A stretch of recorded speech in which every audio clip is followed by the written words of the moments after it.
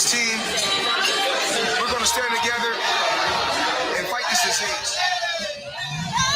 I come this way before, travel through the open door. Circumstances navigated the path, and life happened all so fast. No, it got lonely. Sometimes you see, I know we couldn't make it. Even when I'm offbeat, I still land on my feet, and nothing can shake me, cause I know life took a hold of me. I never. This is where I am destined to be. I'm not ready to give up. No. I believe in the miracle of life. Life's a break with no rehearsal. Learn quickly, they'll come for your role. Games we play, can't take it personal, cause the devil is a liar. I'm telling you the truth, it's all in what you do, some things you gotta prove, It's right from millions, take a second, see the blessing in it. With much expected, much is given. Wanna make a living, now I'm giving back to children. Never let the power come first before your happiness, yes. You can be the best if you go the distance. Mix a little sweat with your persistence. You know that the best things are never instant. Just shine, let them make it brilliant. Get up, open up your eyes now. It's the moment of truth. No backing down. We're bringing it tonight. Oh, for the children, it's a given. You gotta give it, be a blessing. This my personal statement. Run the game like I'm A6. Learn and develop patience, determined to be the greatest. Yeah, bobbing and weaving, they changing up like the seasons. Indigenous to the grind, so I do it for all my people. Jabbing the competition, back up against the rope. She fighting for recognition. I'm fighting just to promote equality where we lacking. While cancer slowing our road, I'm confident we'll make it. We focus on common goals. Yeah, give back, give love, giving something away. Never give up, stand tall to fight another day. 2 toes, 2 feet, I stand on the ground. I'm going to wrestle and fight this final round. Life's a quick and no rehearsal. Learn quickly, go slowly down, missing that. take it personal, cause the devil is a liar. Telling you the truth, it's all in what you do, some things you gotta prove,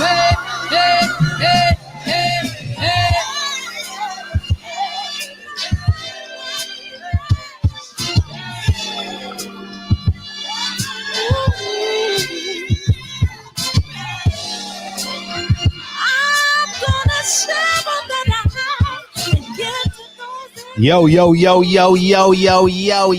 Don't forget to smash that like button on the way in, big dog. Love is the word. What's up, Chris Ray? DB, David, woke, DB, woke, DB. Love is the word. Eric Jenkins, Jay Gibson, what it do? Rachel, what's up? Welcome to the shop, Rachel. What's up, big dog? What's up, Rob G, man? We just heard your favorite part. What up, Jay Gibson? Hey. What's up, G Brown? We in this motherfucker. Saint Den 04, man. I appreciate everybody coming in here tonight. So y'all know the topic of the day, Eli and Sour Power, 555, 5 Cube, Centos Boxing. What's up, Duke? Man. What next? You know what I mean? What next? Is Shakur Stevenson next? These are real conversations that we can have on our independent platform. You understand what I'm saying? And now is the time, in my humble opinion, Gene Todd, where we what's up, Reg? What's up, Gabriel? We got some new people in here today. What's up? Hit that like button, smash that like button. Yeah, hit it 3 times. You know what I mean? Get that finger ready for this weekend. You know what I'm saying? What's up, Shin? Welcome back, Shin.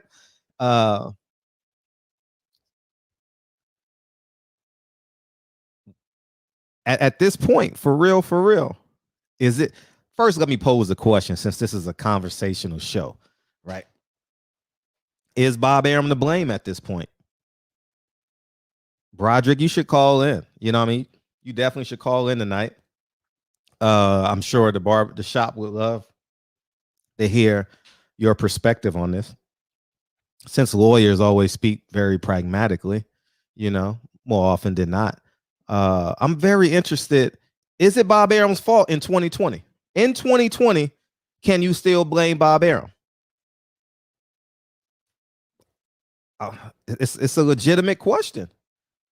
Personal accountability, or do you blame Bob? Do you expect Bob?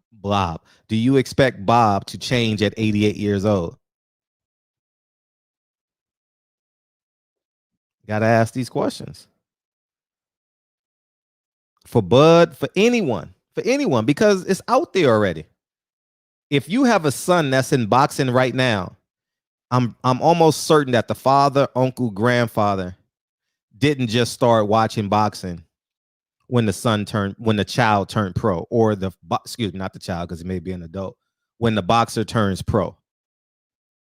At 88, can the boxing public blame Bob Arum? I'm not playing devil's advocate. I'm just saying, shit. Do you expect an 88-year-old man to change? He's been successful at it. I asked him, and I thought he was going to give me an elaborate answer. I asked him, I said, Bob, so all these fighters are becoming independent, and I myself am an independent person. I much rather be independent. And do you think boxing will change? He says, no, we'll just keep doing what we're doing. And it works, because you're always going to have overzealous boxers in Honduras, Mexico, Canada, UK, Australia, New Zealand, Paraguay, Mexico. Did I say them already? You're always going to have that kid that just didn't make the Olympics. You're always going to have that kid that just missed, right? It's like and guess what happens? They fall into your lap, and they want to turn pro so bad that they get taxed. You know what I mean? They don't go down to Mexico and get the 15-0. And Chris Lovejoy did it. Went 19-0 in Mexico, made enough noise, had the potential to fight in the UK, but he had some legal issues that he had to take care of. I don't know what it is. Let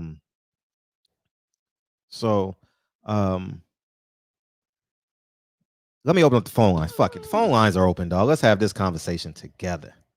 Because I'm very interested in and feel free to disagree as passionately as you want to. You know what I mean? This is our show. So feel free. You own this 2 hours just as much as I do. Oh, shit. How many hours we go, DB? 3 hours. You know what I'm saying? So don't forget, man, we got Miss Parker coming in tomorrow. Oh, man. Everybody's favorite neighbor. You know what I mean? She'll be in the shop tomorrow. So that should be tons of fun. And I bet it was. I'm going to watch it first thing in the morning when I'm getting the kids ready for school. I'm definitely going to watch it. The Last Stand podcast interview is up. Make sure you guys go check that out. You know what I mean? Help them get the 10K subscribers. That should be dope. But the phone lines are open. Oh, let me put the number on the screen so y'all know. Why don't y'all save the number in my phone? Call it the barbershop. Save the number in the phone. You know what I mean? So y'all can just call in. Just save the number. How about we all do that?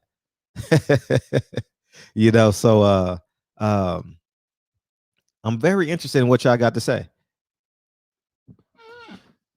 Appreciate the first call. Why it's not making no sound? Okay, there we go. My nigga, this is dedication. This is anti-hesitation. This is a real nigga celebration. What's up? What's up, dude? I just won $5,000. I told him yesterday I'd be the first one to get in. You could have chose not to answer. I didn't know. I didn't know if it was a bet. I wouldn't have answered if I would have known of the bet. I know you that kind of hater, so I gotta sneak the money up out of you. Okay, yeah, squeeze it. Squeeze it to the last pulp. What's up? Right. What's up? You say, is it Bud's fault or Bob Arum's fault? Yeah. And I say both, and then I'm going to give, my usual metaphors. Okay. It's like, can you still blame the white people for systemic racism today? And it's been going on for how long? Of course you can. But I get your point.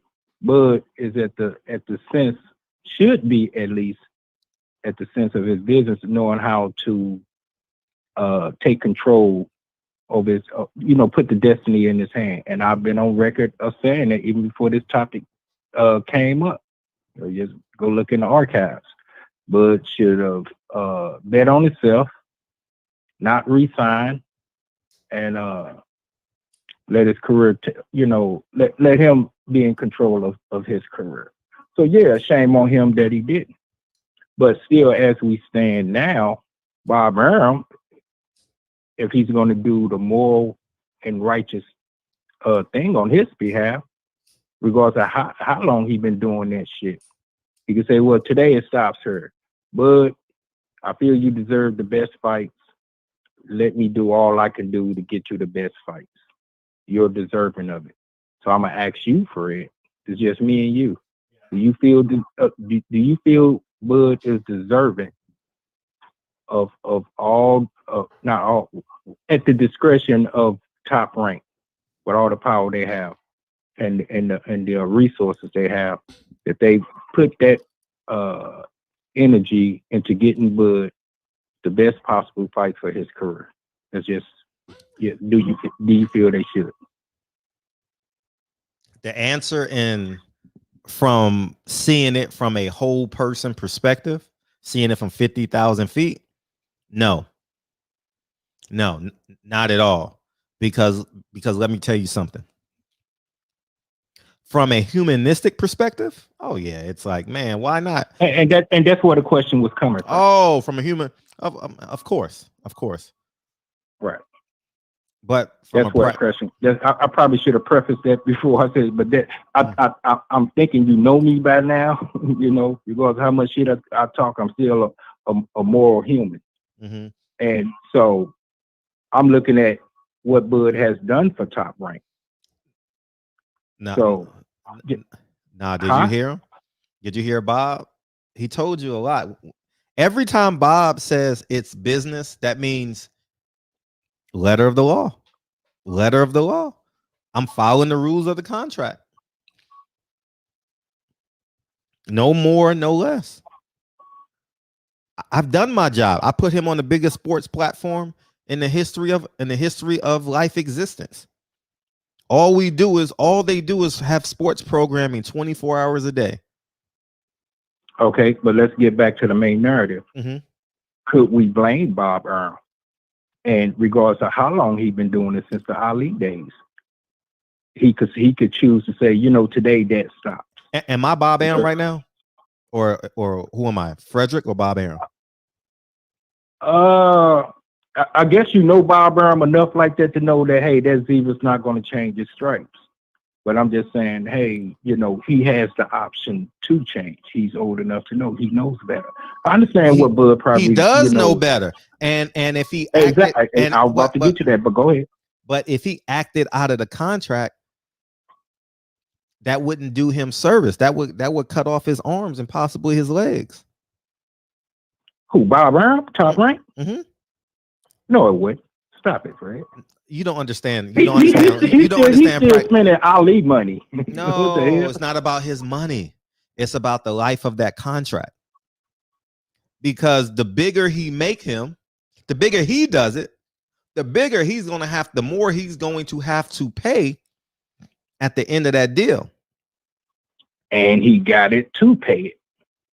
It's not, no. See, you can't count other people's money when you're talking about a contract. Each contract stands on his own. Each contract stands on his own.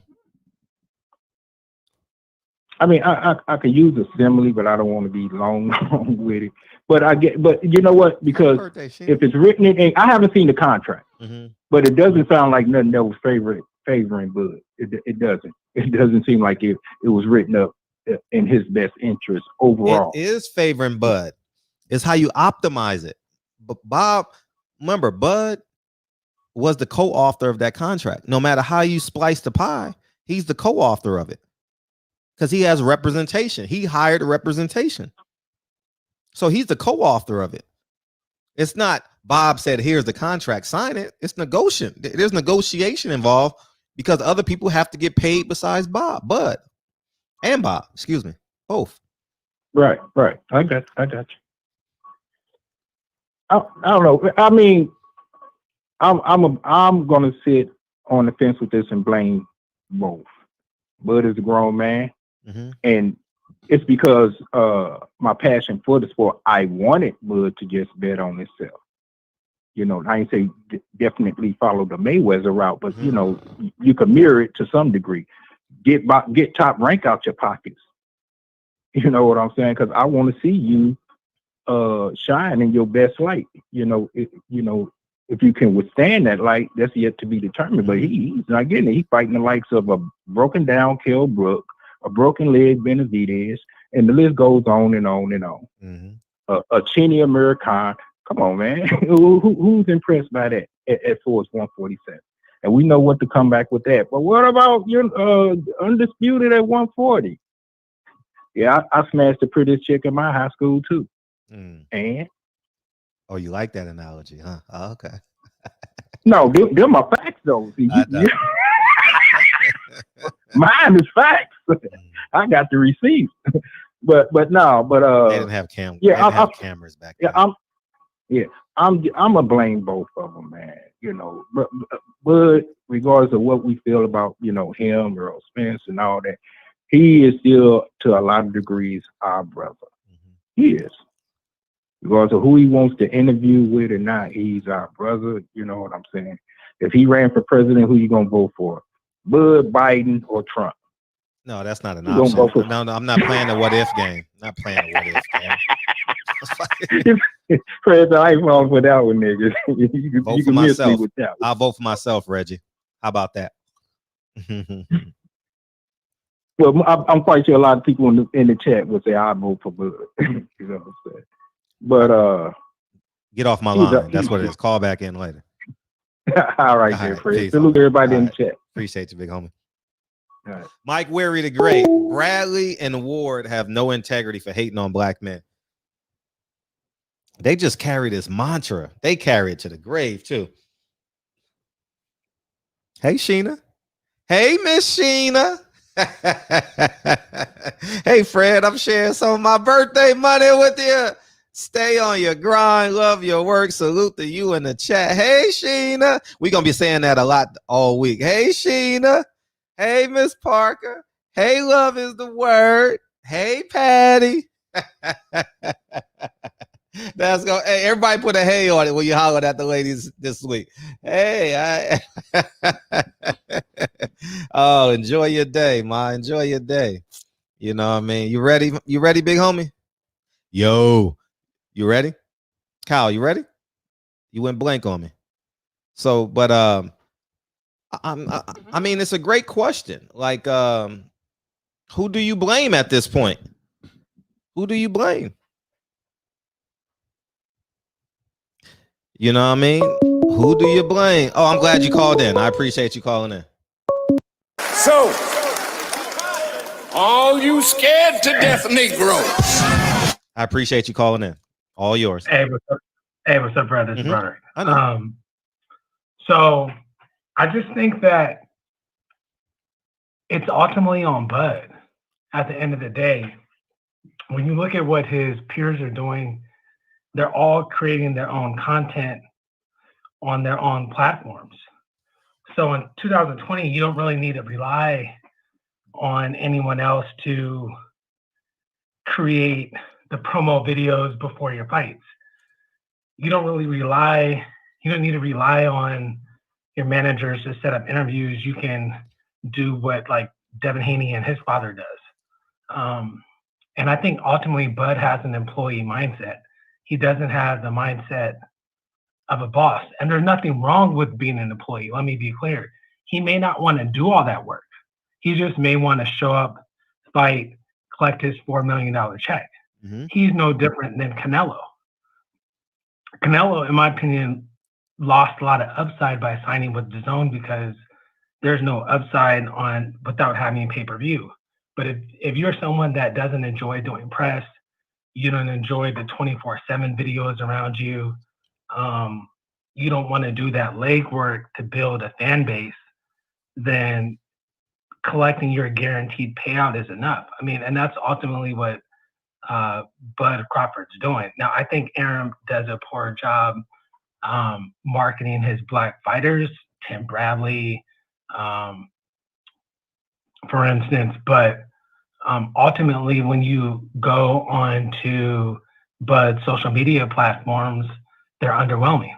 And when you go on to someone like Tanks or the Charlo brothers or the Spence, they're saying stuff to get themselves in the news, to generate buzz when they don't have a fight that's coming up. Imagine if Devin Haney was fighting on ESPN the last 3 years. He would be a superstar. Superstar. And I'm not like a huge Devin Haney fan, but he would be a superstar because he's doing work himself on the back end. And then if he had a worldwide leader behind him, I mean, he would be an absolute crossover superstar. Right. And I don't think that Bud's doing the work. And it's not, Fred, ultimately, like, some people want to just work their 9 to 5, go home, spend time with their family, and there's nothing really wrong with that. I mean, if he's making $4 to $5 million per fight and he's fighting C and B fighters, I mean, and he doesn't have to do any real press, he doesn't have to open up his private life and make it public. I mean, that may be a deliberate choice he's making. I mean, we'll know when his contract expires to see if he's going to re-sign with Top Rank or if he's going to be a free agent or sign a deal with PBC. But like, in my opinion, like, I think that business is ruthless. Business is war. It's the reason why Top Rank and PBC didn't allow a lot of their fighters to cross over and fight DAZN. And by the same token, Al Heyman's got Arum by the neck. So, like, why would Al Heyman do business with Bud Crawford when he knows his contract is expiring at the end of 2021? He might as well just wait him out and make Crawford come over to the other side of the street. And as fans, I mean, this is a business. If, like, I'm a Spence guy, if Spence is making $10 million per fight, like, I want to see that the fighters at the end of the day get paid because, ultimately they're putting their life on the line, during every fight. So I can wait a year to see that fight.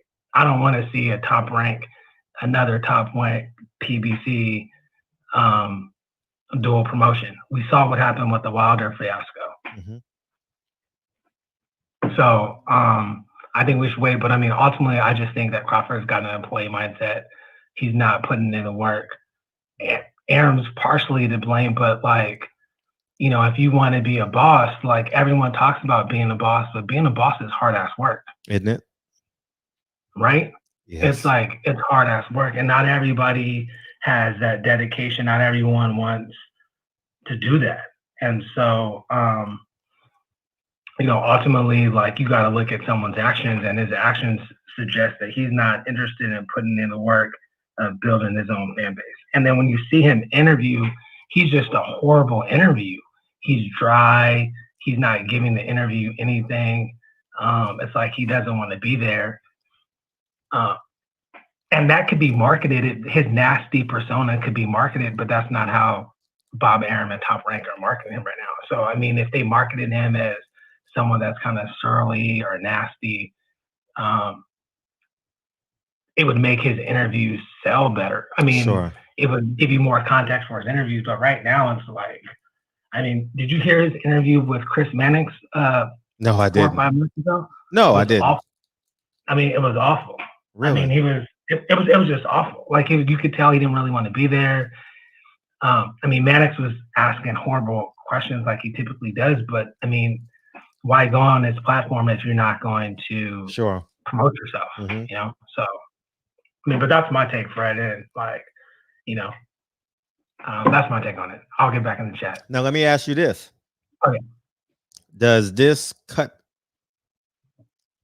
hinder Terrence Crawford in the open market? Because he only has one location. He only has one destination, excuse me. Yeah, I mean, ultimately, like he's not if Spence sells 300 pay-per-views next month, I think for hardcore boxing fans, they're gonna buy it. But I don't think that Spence Crawford has a lot of crossover appeal because Crawford got no fans. If he had any fans, he'd be fighting on pay-per-view.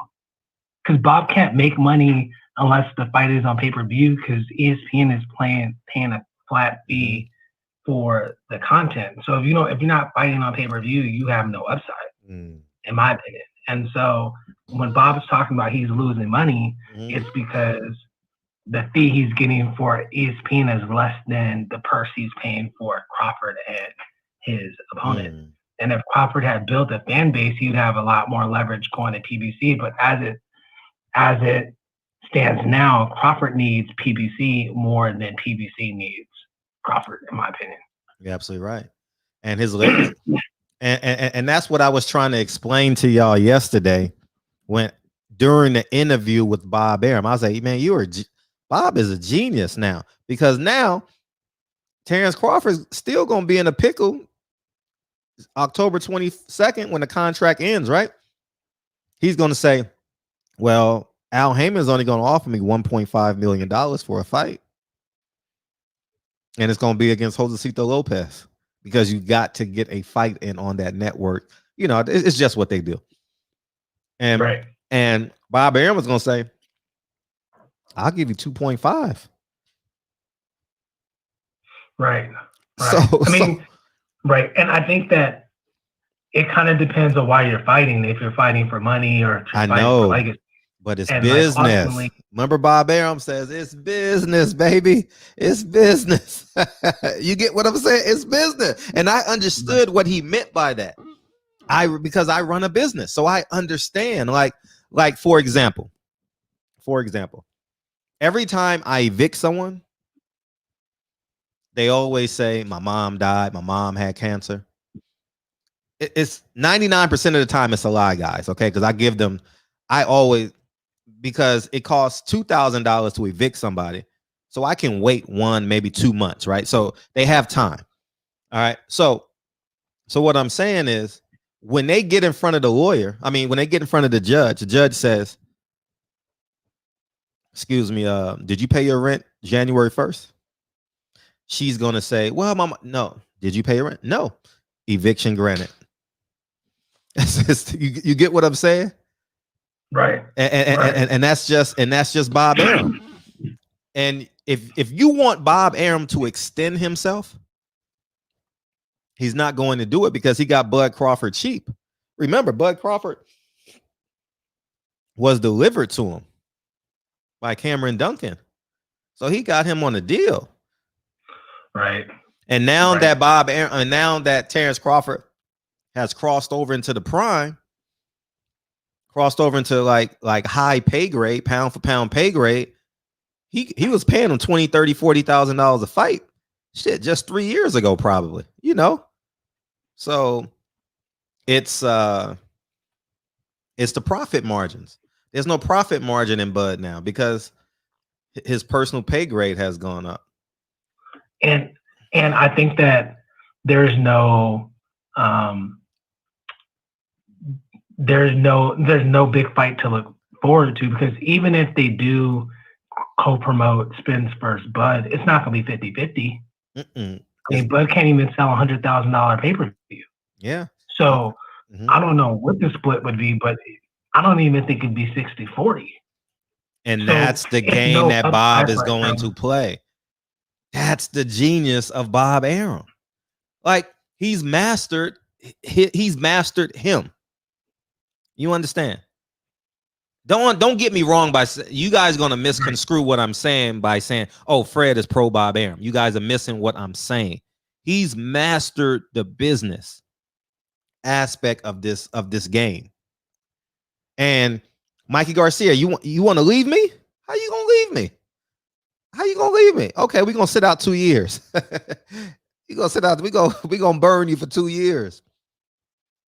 And then you had to make a deal with Al Heyman. So I mean, Mikey Garcia, first couple of fights, he probably only made 20% of his purse. Think about it. This is just common sense. I'm just putting common sense together. You get what I'm saying, Broderick? Yeah, man. Fred, I definitely give it. Okay, thank you. And go ahead. You know, I enjoyed that interview with Bob with the clips that you're doing. Oh, thank you. I found them great. Yeah. But you know, at the end of the day, this is a business for everybody, and it just depends. Right. Like a lot of people, like if Bud Crawford's like Kawhi Leonard, he may just want to show up, be out of the spotlight, and do his job and collect his check 2 times a month. And there's nothing wrong with that. That's my point. Is like not everybody is built for business. Not everybody is good at business, and like, you know. Like, for instance, Fred, like you're a landlord. Not everybody has the temperament to be a landlord. Not everybody has work ethic to be a landlord. But if you want to invest in real estate, you always can invest in like a REIT, or you can invest in the stock market and invest your money that way. And so I'm just saying that there's nothing wrong with what Bud's doing. No, there's nothing wrong with him. There's nothing wrong with that. Absolutely not. But from his work ethic, like he really needs to step up his social media game. He needs to build a persona. He needs to build a brand. He needs to be pushing his merch. He needs to be saying controversial stuff to you know, get his name out there. Like I love that clip where he was going at Gary Russell Jr. and, you know, calling him a bitch and whatnot, saying he would bust him in his face just in a regular fight. And that's the content I'm here for. But that's the content he's got to produce at like a mass scale, and like not these sit down interviews with Andre Ward where his voice is monotone and it's just boring. Like, you know what I mean? Like this is like, it's a content, but this is at the end of the day, this is entertainment. Andre Ward has an ego when he interviews. Yeah, he has not a huge Andre. I mean, Andre Ward's from the Bay, so I got like love for Andre Ward. I've met him once or twice, but I don't feel like Andre Ward did the best promotion himself, and that kind of held him back in terms of like his crossover appeal. Right. In my opinion. Gotcha. But you know, but that's all I got, Fred. I'm gonna hop back in the channel. I appreciate you. I appreciate you. Yeah. All right. I appreciate Thanks, Roger. The resident lawyer chimes in. Opulent LD, welcome to the show, big homie. Yeah, we're gonna give Real Rap and Sheena a big hug. Happy Born Day to Double R, wherever he is tonight. He probably on that I something. I don't know what I it is, but he on something. You ready, Kyle? Bud is business lazy. He sucks at branding himself. Say it again. Now, hear me out, Jay. Y'all calling Bob Arum a crook. He's not a crook. He did it legally.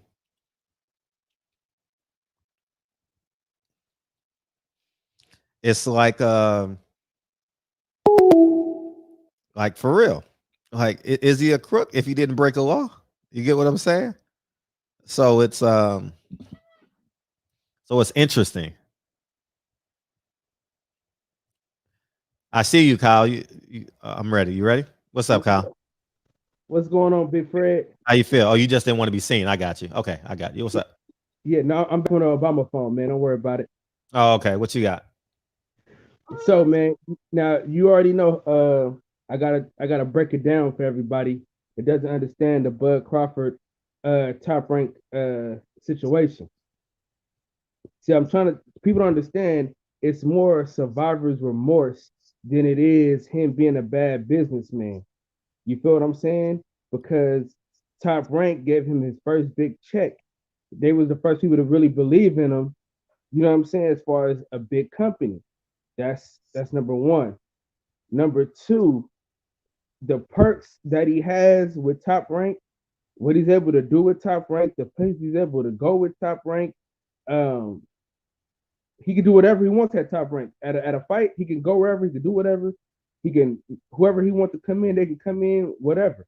So he has that, right? And three, Bob Arum is the promoter. It's Bob Arum's job to promote. Why are we getting on Terrence Crawford about promotion when Lomachenko ain't on social media every 5 minutes? Lomachenko not doing all this and all that. You know, I tell people all the time, man, the best promoter, although he robbed a lot of people, the best promoter to do it was Don King. Don King promoted the fight. He made you want to watch the fight. He made you want to go to the fight. He made you want to spend your money on the fight. Bob Arum does absolutely no promotion at all, and he's supposed to be a promoter. See, people don't understand. He's a promoter. He's supposed to promote the fight more than anybody else is supposed to promote the fight. You know what I'm saying? So we letting Bob Arum off the hook, and he's the promoter. What do you say for that, Fred? Yes, he's a promoter that, according to the contract, has done his job. You get what I'm saying? Think about this. If you were in a room with 30 women and you don't get laid, whose fault is it? Okay. And that's ESPN. Those 30 women at ESPN. Go on Stephen A. Smith. Do the ESPN top 10. Yeah, that's true. And the thing about what he just had an interview.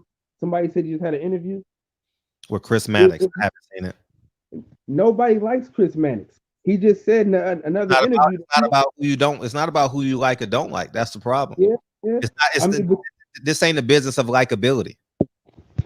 Yeah, but you know, he like Frank Sinatra, Fred. He got to do it his way. You feel what I'm saying? Well, keep doing it his way. Don't complain. But my thing is, did you see the interview with him and Brian Custer? I saw it. I saw both of them. Totally different interview. You feel what I'm saying? It's totally different interview. It doesn't matter. You're going to have bad interviews. You're going to have terrible interviews someday. I have flat interviews sometimes. Very rare, though. Like 1 out of 1,000. But yeah, 1 out of 1,000. I ain't never seen you have a bad interview. I ain't trying to zero out a number. I'm just saying, like, I ain't seen you with a bad interview.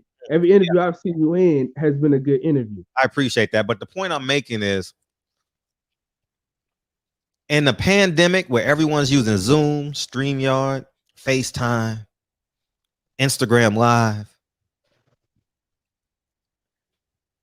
Gary Russell made him more popular than he's ever been in his career. Gary Russell made Terrence Crawford more popular than when he was the undefeated champion at 140. If I'm lying, I'm flying. I know you still sitting. That's a fact. But let's talk about. You're absolutely right about Bob Arum. Just like if you told your grandmother, right, Ma, why the hell we celebrating Thanksgiving? Why we gotta go to Big Mama's house on Thanksgiving? It's a white man's holiday. Christopher Columbus was everything disgusting under the sun. You still gotta go to grandma's house. Like, you know what it's about. You still gotta go to grandma's house for Thanksgiving. Mm-hmm. You understand? I understand. See, I don't sympathize with Crawford anymore. I can't sympathize with him. You understand? Because he's known. He got Bomac. I'm not sure how much it helps him, but he got a team.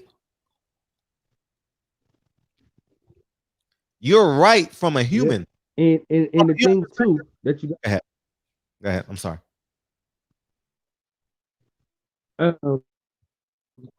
All you, Kyle. No. Your phone going out. Oh shit. And you got to think too, though. Mm-hmm. The people that Shit, you gone. Terrence Oh, was able. nope. You. Oh yeah. It's over. I'll call back in. It's over. Call back in. It's over. Listen, I understand y'all point. I understand. Go back and watch the full interview of Bob Arum when you get a chance tomorrow. And watch how I attempt to make it make sense for y'all. You know what I mean? I can't break it down in the interview because that shit takes too long. You understand what I'm saying? You know what I mean?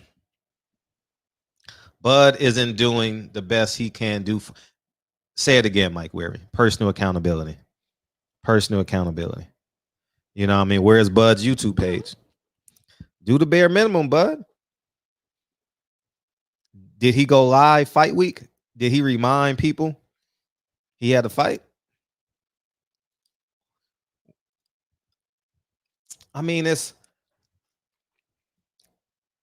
man, we can't be crying over a person that knows. You know what I mean? It's a tough pill to swallow. Top Rank has no stars. Yes, because they buy low and sell high. Keep in mind, Deacon 305. Appreciate you, big homie. I can get a fighter in Mexico for $20,000. Right? You can get him in Mexico, pay him $20,000, come over here, make it big. That's what he did to Manny Pacquiao. He was making a lot of money off Manny Pacquiao until he got to the pay-per-view module. You know what I mean? And then when he got to the pay-per-view, you know what I mean? It cost a lot. Salute Deacon 305. Salute Fred. And to my whole, who gave you permission to use the word my? My whole barbershop family. We are too blessed to be stressed and highly favored because God favors us. See y'all tomorrow. You going to bed? What you doing? What you doing, man? What you doing? You didn't pray for us tonight, man. You didn't call in and pray. What you doing? You know what I mean? So yeah, man, it's I understand the emotions of it. I understand the human, but even with the Al Heyman contract, it ain't gonna work out for you. I would lean on the fact based off of what I seen with the Daniel Jacobs episode and the Donna Steven episode that Al Heyman won't leave you by the wayside. I've heard those great stories. I've heard the story about Lou DiBella and Al Heyman helping out that other fighter as well, if I'm not mistaken. Did the best they can for his medical kit, for his medical. So I get that part.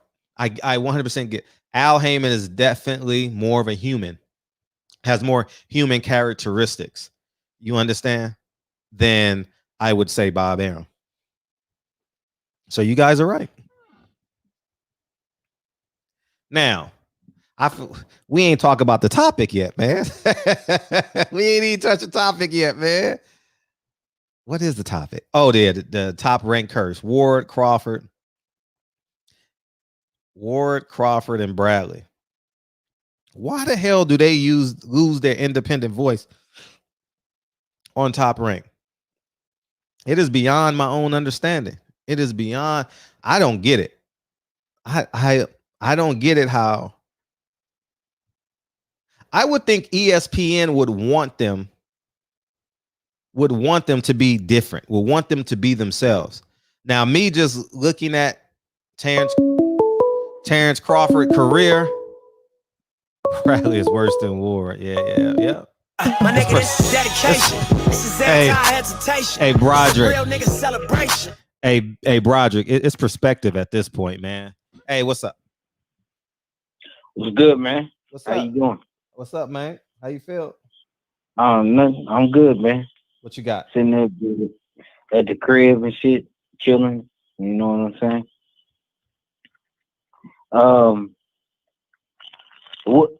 I wanted to ask you a question. Yeah. I know you kind of, you let me go when I wanted to ask Bob the real questions and shit. You know what I'm saying? I just asked one, but You asked two, but go ahead.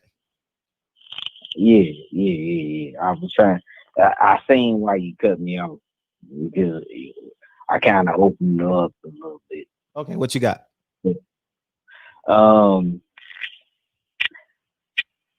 I want to know if what is the likelihood of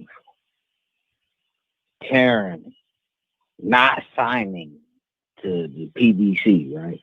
Mm-hmm. Think about this real fast. I want you to think about it a little bit. We all thinking together. Go ahead. Right. Yeah, we thinking together. And what is, I think that he may not sign to the PBC. I think he may sign to MTK Global as a management contract. This is what I'm just saying. I'm just thinking this. I think he may sign there. He's safe over there.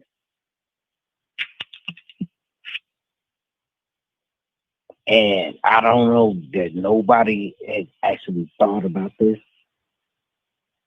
but I think he may sign. He after his contract is done with Top Rank, I think he's gonna sign to MTK Global as a management company, and we ain't gonna see the fight. Well, what do you think? I really want to know what you think, just by me saying that. No, because he would then, if he signs with MTK Global, the American arm of MTK Global is ESPN and Top Rank. So with that being said, I mean, in now history, it could change to PBC later. But why would you give up that percentage? Why would you give up that percentage when Al Heyman doesn't require that? And in order for him to get to respect, if he doesn't fight PBC fighters, he becomes Demetrius Andrade.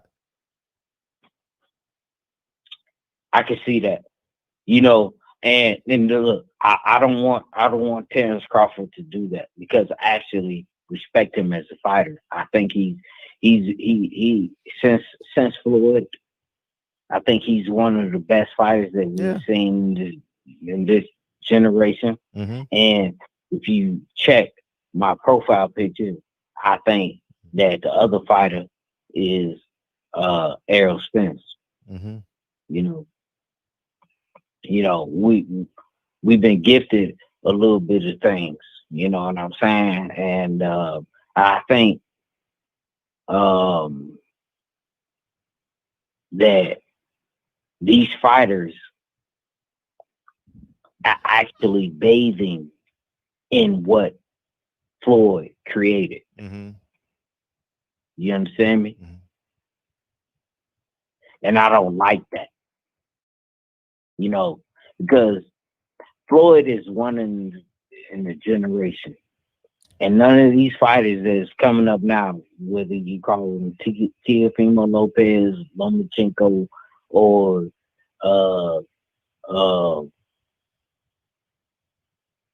Terrence Crawford or Arum. Gotcha. No, you making sense. It's just moving slow. You know what I mean? We just in traffic when you talk. You know what I mean? Make this make sense because I love you, Fred. Okay. And thank you. I have to say this. Mm-hmm. Because I love all these fighters. Okay. I appreciate they struggle. You know, I went to Omaha, right? Just to tell you. And I went there, right? You know, I had some of the best pancakes over there. I was just working and doing shit. I almost fucked this Indian bitch. But they not bitches, but anyway. You know, and I didn't know that was over there. And then I found a whole bunch of niggas over in Omaha. And I was happy that I was like, damn, We all the way up here in Minnesota, and then I went to Omaha, drive to work and make the black man who I worked for at that time, make him rich.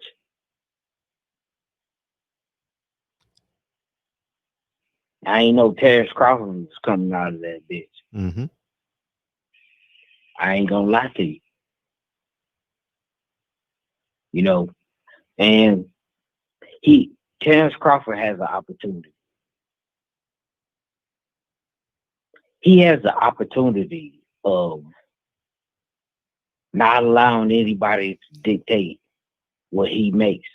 Look, in my perspective, that Terrence Crawford should already be a $15 million fighter per fight.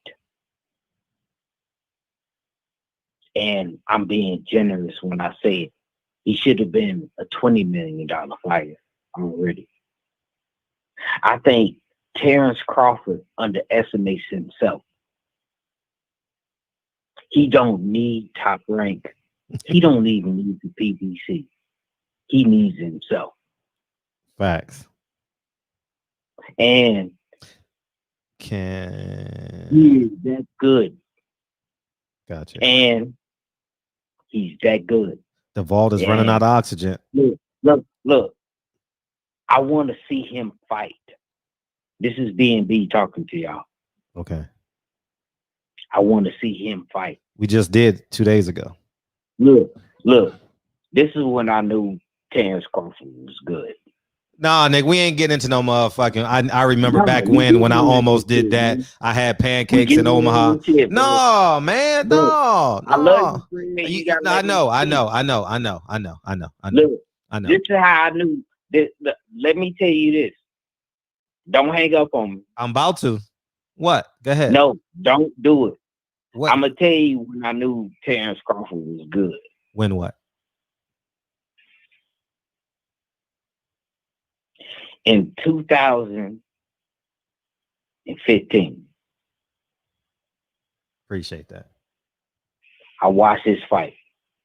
And look, my job, I'm a machine operator, right?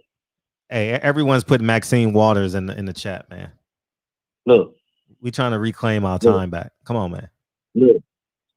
You got 20 seconds. You got 20 seconds, dog. I got 20 seconds. Go. The white dude who told me that Terrence Crawford was good, and I watched us fight, and I had to see what he thought. He's like, Terrence Crawford, the motherfucker. And I told him, and he's like, I like that. This is what he told me. He said, I like Terrence Crawford. I said, Terrence Crawford would be a problem for everybody. Time's up, man. Time's up. We appreciate you, BNB. But I mean, we've been on the phone 13 minutes. Appreciate you. All right. Come on. Take man. Your ass home and go home. Shut up, nigga. Shut up. Shut up, nigga. Shut up. Get your ass in. Shut up, nigga. Peace. That's the homie BNB Boxing, man. Everybody's invited to the barbershop. Fuck that. This our show. We do what we want to do. You know what I mean? Shit. I love BNB. You know what I mean? And he gets everyone involved. Everyone's chiming in the chat. Hang up. He funny. I want to hear about the Indian girl. Nobody wanted to know about the pancakes though. Okay, quick question. Who you like fluffy pancakes or crispy edges? Crispy edges or fluffy pancakes? Crispy edges or fluffy pancakes? Crispy edges or fluffy pancakes? I'm interested. Go. My nigga, this is dedication. This is anti-hesitation. It's a real nigga celebration. What's up, 910? Hey, what's going on, Fred, man? This is AJ from Carolina, man. Hey, what's poppin', man? What's up, man? What's up, man? So, Crispy, just when it comes to Terrence Crawford, man. Crispy, so, we've been talking about how I got Tank when it comes to Floyd Mayweather, right?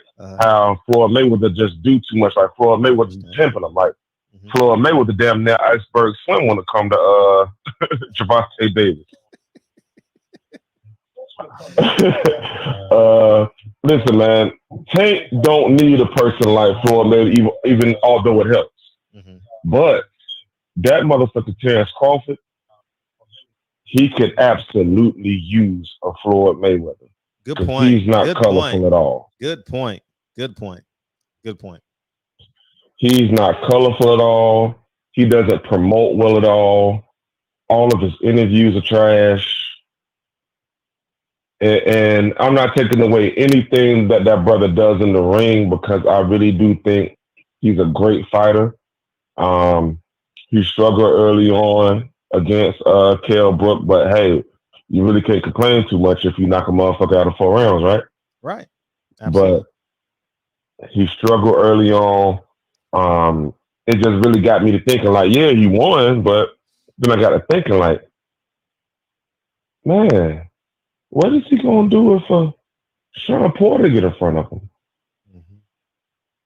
Because he talking about a Pacquiao fight, man. I don't think he was listening to his promoter. He ain't getting no damn Pacquiao. Because he said straight to his face, standing right beside him. Oh, I'm not putting money up for that. Yeah. Yeah. I'm not doing it. He expect the king. He expect the king of Zamunda to pay for the fight.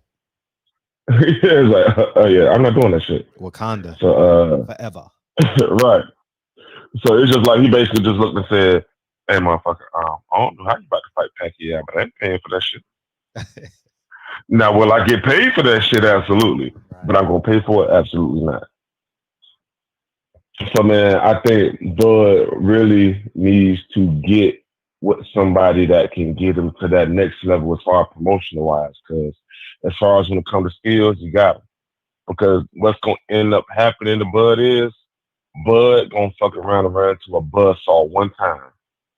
Whether that's by the name of Sean Porter or L the True Spence. Mm-hmm. But right now, I really think because he's put in so much good work, he's in danger of one bad showing. They're gonna throw him in the garbage can, man. Oh, we already know that. Seriously, he really got one bad showing, and they're gonna get rid of that brother, man. And of course, it's not fair, but shit, man, it's 2020, man. It's cancel culture, man. You got one bad showing, man. You out of here. So I really think that he really needs to consider that. Because I mean, like, what was his first this last fight? Like, what, 3 million, something like that? They said he got 4 yesterday, 2 days ago. Okay, 4 million. Think about this shit. Keith Thurman got paid 3.5 to fight Garcia back when they fought on Fox. Think about that, man. You on ESPN, bruh. I mean, everybody comes to ESPN for anything sport related. So, I mean, you are considered the number 1 pound for pound fighter in the world. And then you on the number 1 sports network in the world. Right. And the most they can afford, I get the pandemic and everything, but the most you can generate is 4. Because sometimes it's not what they are willing, not what they can afford to give you is what they want to give you. Because that's why I think that's where they at with Spence right now. It's like, well, we got this shit right here. So, man, all right, go on, take this 4. Because that's all we got.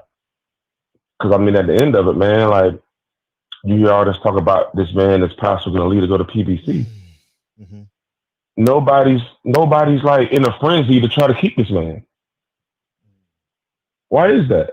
Why are we not hearing that, hey, man, they are in talks right now to get Terrence Crawford locked back up into a contract? I mean, as a superstar, man, I mean, shoot, man, if LeBron James said today, and matter of fact, not even LeBron, Anthony Davis, because he just did opt out of his contract, right? And what you think the Lakers doing right now? There's somebody up right now in LA in the basement saying, hey, man, how much money we got? All right, man, and we're going to have to cut him, because we're going to need this money for AD. I think everybody has top net sleep right now. and sleeping peacefully. Right. Because whether he walks or not, I really feel that we good. At the end of it, we'll get another Tyson Fury fight. Last time we put egg weights, this time we'll put bricks in there to knock this motherfucker out with. We're gonna find a way to get some money. We're gonna cheat either way. Like, you know what I mean? Right. So Right. And I mean, I really feel like as a superstar, you really have to realize, like the last caller said, man, like, yo, you don't know your worth. At the end of the day, not only is it worth as a boxer, what is it worth as a man? Know who you are. For real. Because, I mean, at the end of the day, man, shit, PBC ain't beating down your door like, oh, man, come over here. You're right. They ain't saying, hey, man, yeah, man, lead them, man. Come on over here. Man, they waiting you for the knock on their door. Because what you think our Heyman going to do? Right. Ah, man, so what, they paying you $4 million to fight over there? We got 4.5. Because, I mean, at the end of the day, man, it's like, Fred, if you got a car, and I know you just got a new one, you trying to get rid of this car. I'm not going to give you what you asking for off top. Facts. You may want $10,000 for this car, man. Like, if this car was worth 10, man, you probably wouldn't be trying to sell it. So I really think Terrence Crawford is really in a hard spot, man, where, man, he really can't afford to lose a fight. Because if you do, man, not only does Top Rank already showed you what they think about you, the PBC is just gonna come in and you're not gonna get much more, if not the same treatment. Right. So I hope that brother really gets with somebody that can help him on the promotional side of the game. Because again, man, he got some buzzsaws out there waiting for him. Right. Most of us, we thought it was going to be Kell Brook. We saw the success Kell Brook had early. Now you got Sean Porter all of a sudden saying that, oh man, I done seen what I needed to see. Can't pay for Sean Porter. And right. Yeah, they can't. There's no way in hell Top Rank can put on a Sean Porter fight. Now that Sean Porter takes $1 million or something like that. You know what I mean? So that's what I'm saying, man. He's really in a messed up spot, man. He's really in a messed up spot. So, man, I hope that brother figure it out. Just because he's one of us, figure it out, man. Or shit, man. You're gonna have to figure out a way there and promote some bombs. Right. For real. You're gonna have to get some dude from the Middle East that's damn 40 and 0. Yeah. Bro, for real. Appreciate you, that's Carolina. my call, Fred. I appreciate you, man. Thank you, man. Welcome to the show, homie. Yeah, man, no doubt, man. I appreciate it, man. I love the show, man. Shout out to the chat. That's love, man. Appreciate you, man. Teddy Fresh, man. We appreciate you, man. Fred, this dude, he's talking about B&B. Fred, this dude came out of the Twilight Zone. LMO. Yeah, I don't know how much. I don't care how much he got. I'm just talking about like in terms of making the fight, man. So we got to make an abrupt turn, man. We're going to make an abrupt left turn. And, man, god damn. Oh, man. God damn, man. Fuck, man. All right, man. Man, this story broke my heart, man. Fuck, man. Ah, god damn.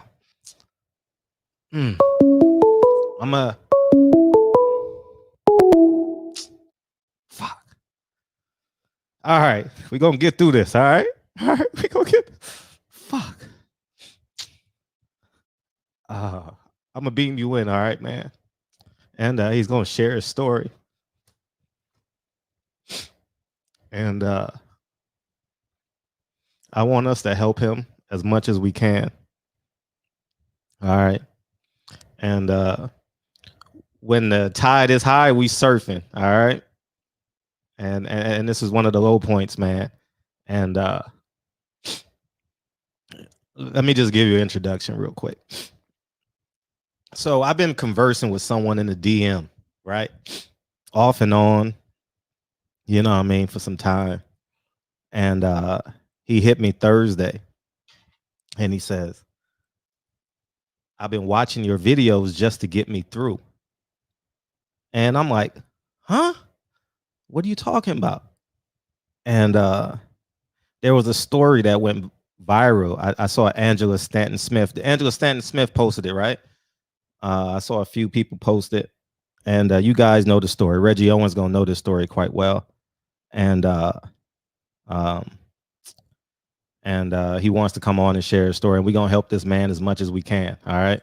And I'm gonna make a financial contribution, and we should all do the same. Okay. And we're gonna bring Jaquan in, and he's gonna share his story. And you guys know the story, especially if you live on the West Coast, man. All right, man. I appreciate you coming on tonight, man. How you doing, King? How you doing? Hey, how you feel? Can you hear me? How you feel? Yeah, very well. Very well. I'm blessed, man. Just counting down the days to the funeral, man. Yeah. Oh man, it was first of all, I want to say thank you for giving me a chance to be on your platform, because it's kind of like I told you, it's crazy. The day everything happened, I'm DMing you. I'm watching your video and DMing you about Canelo. When I'm walking in the door, like I'm literally walking in the door, DMing you about Canelo. Go in the house to take my jacket off and stuff. I see my kids just over there, just laying down. I'm just thinking they're taking a nap, but their mother's getting dressed in the room, and just everything's all calm and cool. So I'm like, whatever. Why are they on top of each other? She's sitting there like, shh. I'm like, all right, no. My mom's doing the mom thing, so take my jacket off.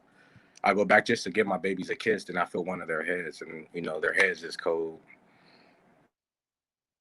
So I'm like, all right, that's weird. Maybe she had the AC on. I don't know, but I'm like, whatever. Then I asked her, hey, why's our daughter's hair is cold? Because we have we have Rose, that's my 1-year-old, and we had Lily, she's my 2-month-old. They were born 11 months apart, August 31st and September 5th. So I go, she's just looking at me, and I'm like, whatever. I go back to try to scare them and mess with them, like a drip of water on them. Nothing happened. So I'm like, all right, that's weird. Then once I realized, I tried to touch their eyelids, and the eyelids closed on both of them. Like literally, that's when like my body jumped out at me. Like my babies were gone. I feel like I died at that moment. Like I still right now can't comprehend to this. Take his Wi-Fi. It's been like a week. I think a week and a couple of days now that I've been having to go through it, but I've been positive. Can you hear me? Yeah, take your phone off Wi-Fi. Can you hear me? Yeah, I hear you. Take your phone off Wi-Fi though, if you can. Oh, okay. Is it better? Yeah, it's better. Go ahead. Yeah, it's better. I think so. We'll see. We'll see. Okay. So yeah. So yeah. Oh yeah. I'm staying.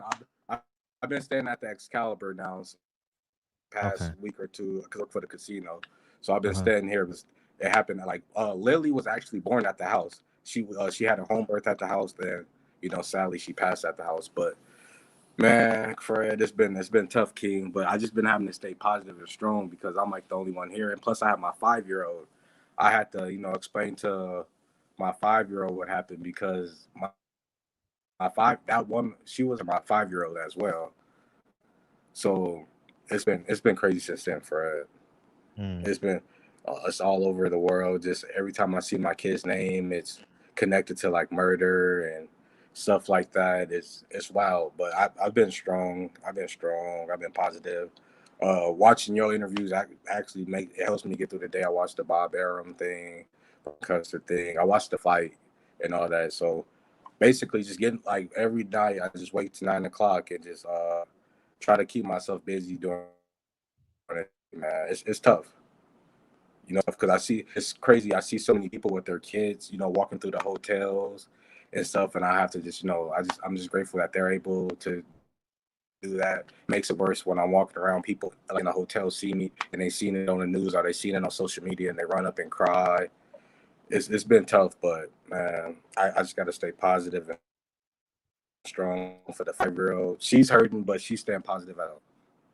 I understand. Yeah, man, and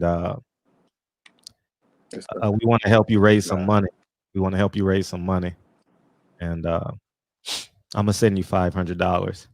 I sent you the. No, I want to send you cash. King. No, I don't want to GoFundMe. I sent it, but I'm gonna send you $500. Okay. You have PayPal? You have PayPal? Okay. Do you have PayPal? No, I could probably. I don't have that in my cash. No. But I just want to do that. The reason why I'm saying it public is I want people to be encouraged to donate. You understand what I'm saying? And fuck.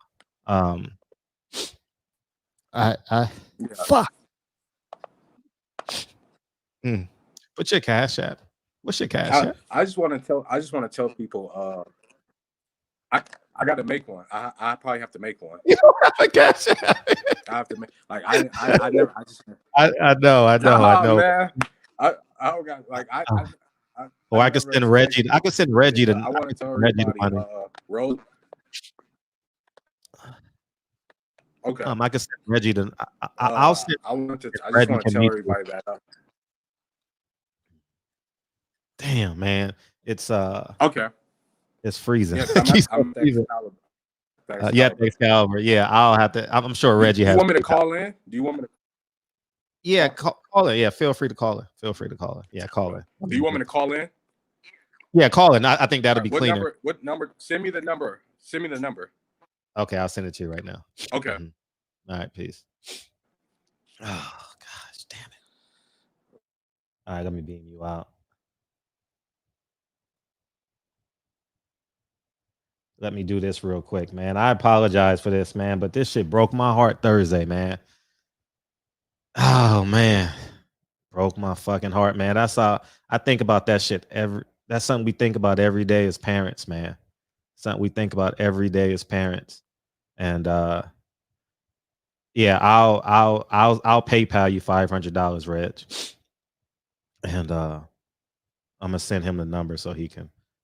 Wait a minute. Okay, cool. Let me do it like this. Message. 323 283 283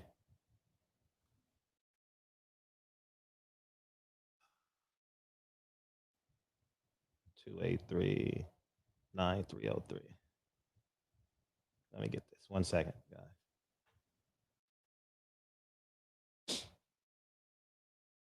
And just go ahead and call in. That's my worst fear. You know, it's funny. Lincoln got student of the month today. Just to show you how my mind works, right? How my mind works. So took him to Happy Ice. They were on Manchester and Western. And I grew up in that area, right? I have property in the area. You know, I joke with JJ sometimes and Reggie. That's like my natural route. You know what I mean? And I'm gonna open up another phone line, Reg. Beam in, Reg. Beam in. Reg, beam in. Beam in, Reg, so I can get him on this line. Here he come. Now. Hey, you here? Can you hear me now? Yeah, I'm here. Yeah, you hear you very well. Yeah. Yeah, I was just telling you. Yeah, go ahead, brother. Go ahead. Shake on. Oh, I just want to say, man, I appreciate the shop. When it came to Rose, man, Rose was a beautiful young 1-year-old. She was growing, learning how to walk, learning just everything. She was just a joy to be around. And Lily, she was a joy too as she was growing into her own. I used to call her Baby Rose because they looked just like that as they were growing into each other.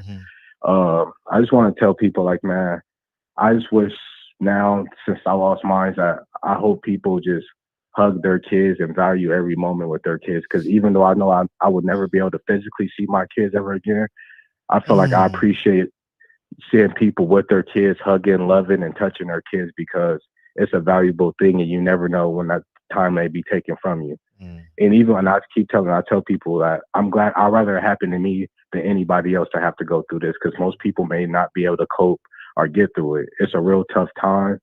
It's probably the toughest time I've ever seen. It's like probably the toughest thing I ever have to see is seeing both of your children and like not getting a call, but touching them and having to call the cops that say your child has been killed or your child is dead.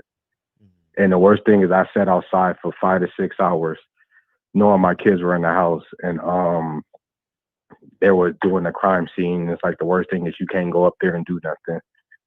Because my daughter's last word to me was bye, Dad.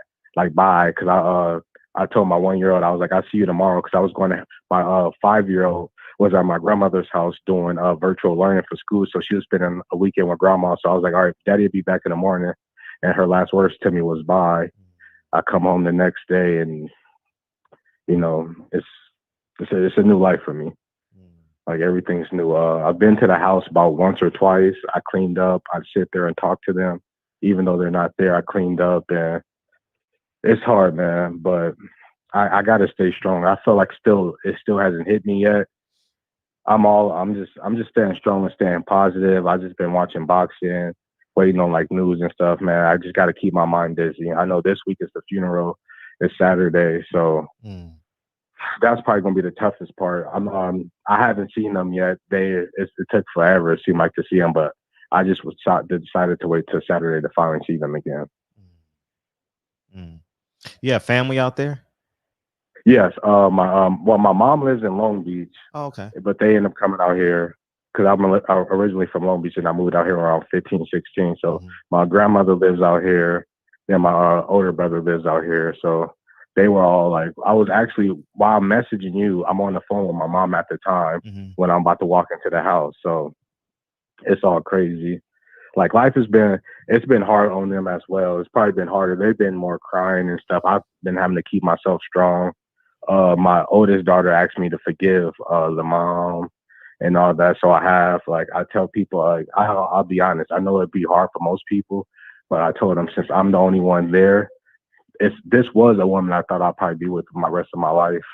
And for that to happen, it's like the only way I have to like walk around and live is I have to forgive. Because if I walk around with hatred and anger, I'm the only one that's going to be affected by them. My kids aren't coming back from it. She's behind the wall. So you know what I mean, Fred? I can't just walk around angry, want to hurt somebody and do something ignorant. Like while I'm here, I have to live for my 2 children that aren't here. That's not fair to them because they couldn't fight. They couldn't do nothing to stop what happened to them.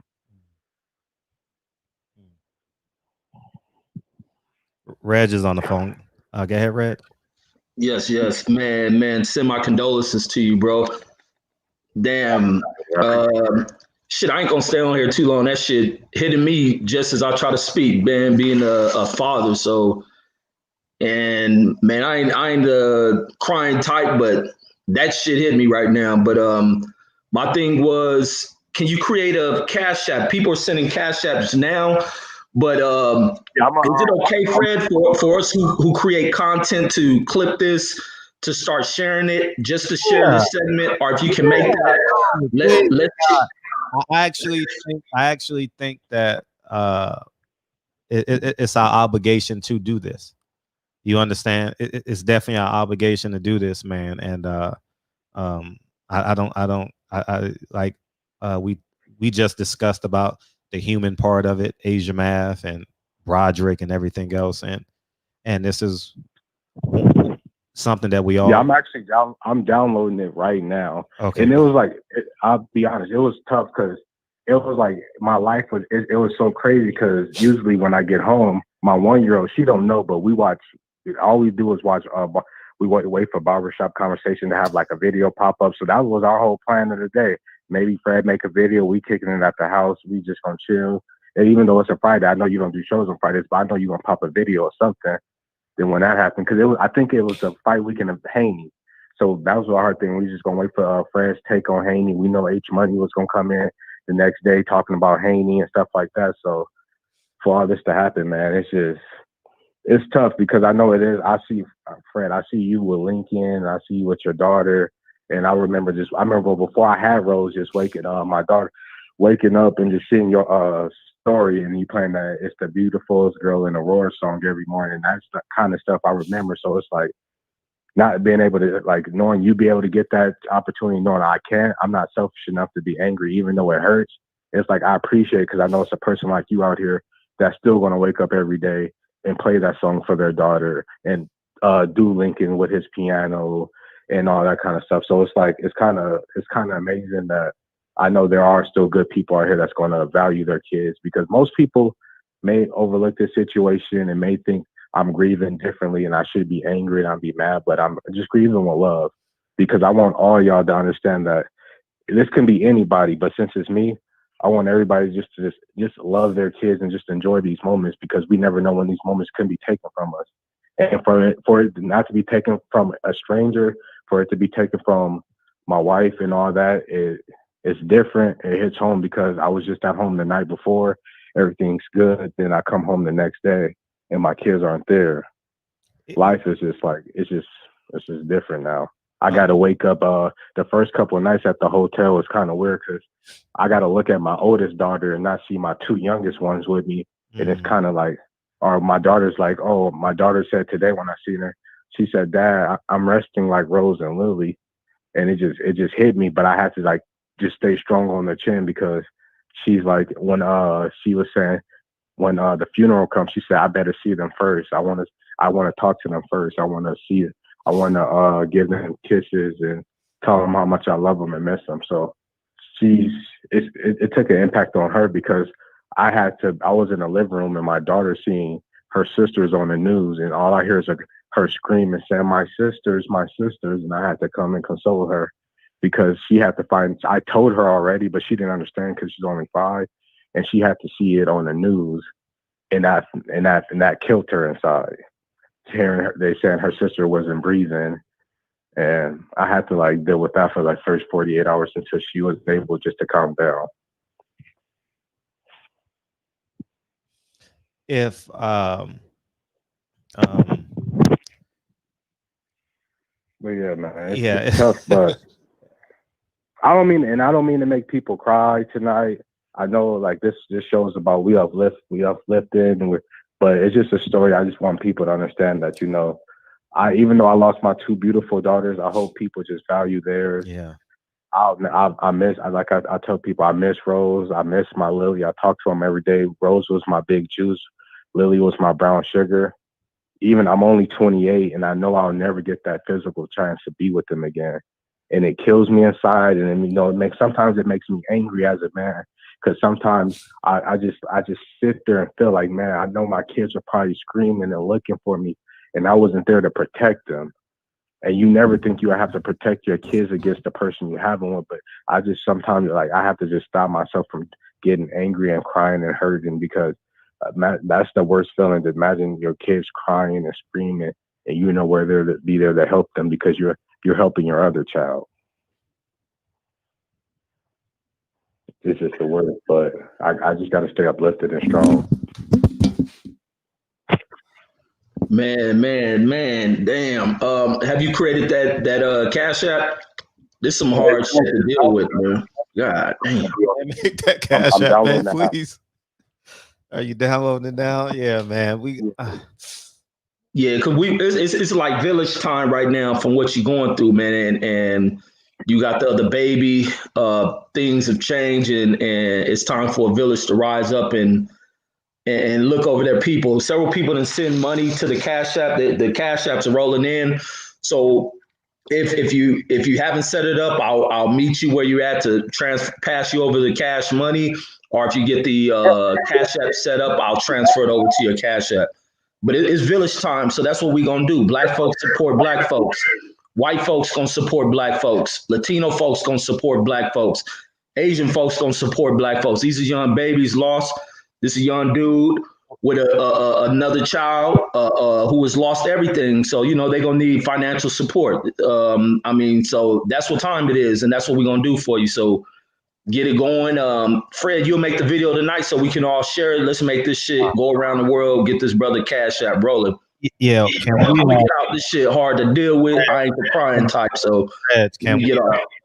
Fred, put your Cash App and keep putting your Cash App in the chat, please. Okay, I'll do that. And then All right, for Hey, sure. For sure. if it keeps taking long, they could send it to him, and you could tell him I'm standing at the Excalibur. If he wants to meet me and bring it here, that's fine. I'm at the Excalibur, so Cash I'm App, like PayPal, Vegas right Zelle, now. whatever. You have Zelle? You have Zelle? Venmo? Yeah, Venmo, not Zelle. Yeah, I think I have Venmo. You think Like, Fred, I've never had none of it. I've never thought like something like I understand. it's been I crazy, understand. man. Oh, It's been crazy. Like the Cash App thing downloading right now. Mm-hmm. We'll send it to Reg. Reg, put it in the chat, man. Why people want to give, you know what I mean? Like it's been crazy. Like staying, like I've been at the hotel for like a week and a half straight. So it's just I've just been coping here, man. Having to see everything on here. Finally been able to go to the place to set up the funeral arrangements for Saturday. So I finally get to lay my queens to rest. That's probably gonna be my toughest part.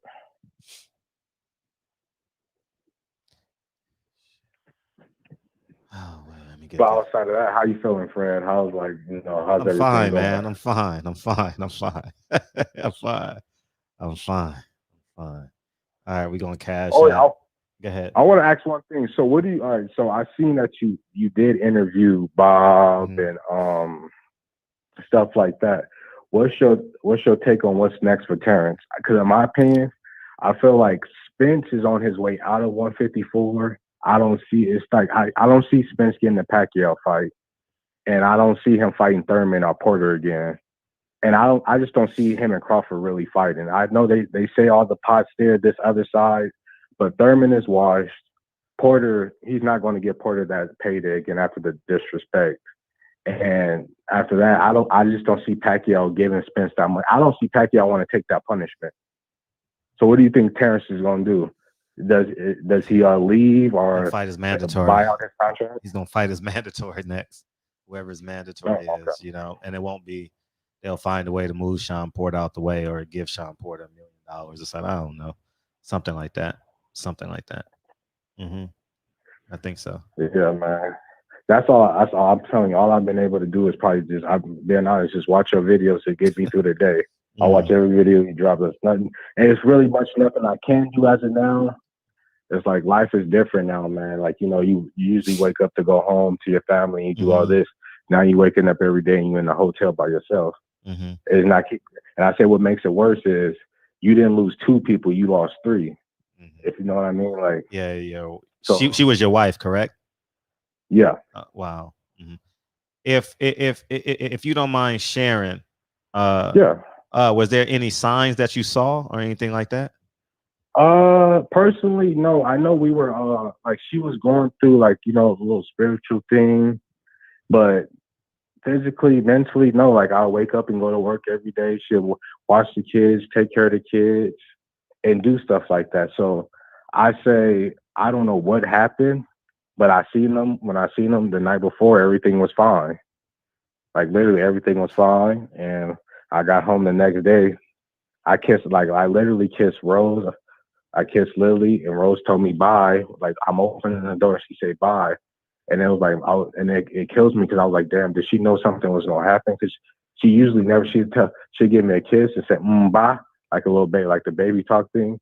But then for the first time I'm walking out, she's like bye, and I'm like, oh bye baby, I'll see you tomorrow. Like we'll go to the park or something. It's just I was just the last of everything.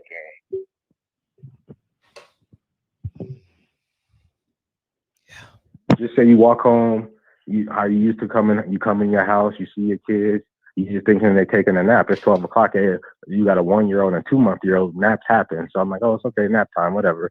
Let me just get ready to take a shower. But something in my brain telling me, let me just go give them a kiss and just check on them. Let me just because I always, every time I see my girls, I'm real affectionate with my daughters. Like I'm super affectionate. I give them so much love and attention. Like I'm super, those are my queens. Those is my world. I feel like I'm the first example as a man for them. So I have to be affectionate with them. So I was like, let me just give them a kiss and just wake them up, man. I think the hardest feeling a person ever has to feel, because it's touching your kids and they're gone. You know, most time people see them, either they get the call and they've already taped, but when you have to be the one to discover your kids going and you don't know that because there's no wounds or nothing, it takes everything out your body. My body dropped, my heart dropped. My life is just like, my life is different now, Fred. Like, we lost you. Call back in. Damn.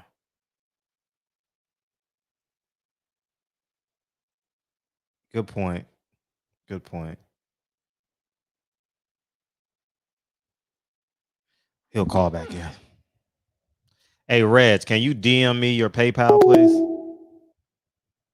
Reg, can you DM me your PayPal? DM me your PayPal. I don't have that much in my Cash App, so I don't know if I can send that to you.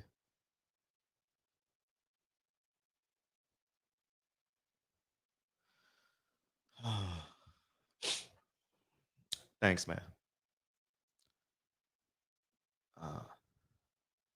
I'm gonna send you $1 first, like I did on the Cash App, and then I'll send the rest. All right, how about we do it like that?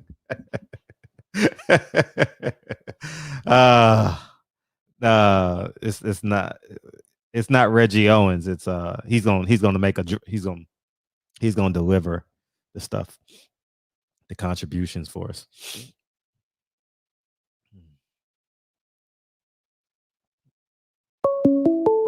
Okay, good. You're back.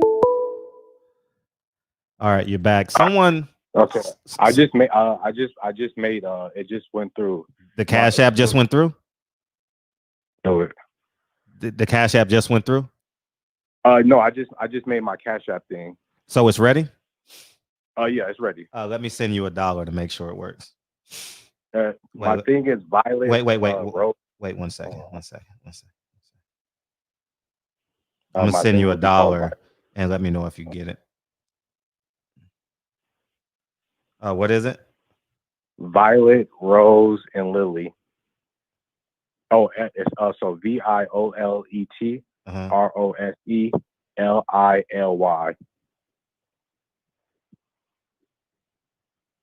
Jaquan, right? Yeah. I'm gonna send you. Oh wait, shit. I had something pending, so let me reset this. I'm sorry. All right, I'm gonna send you $1. Pay $1. Pay. All right. I'm sorry. Say it again, please. Oh, VIOLET ROSELILY.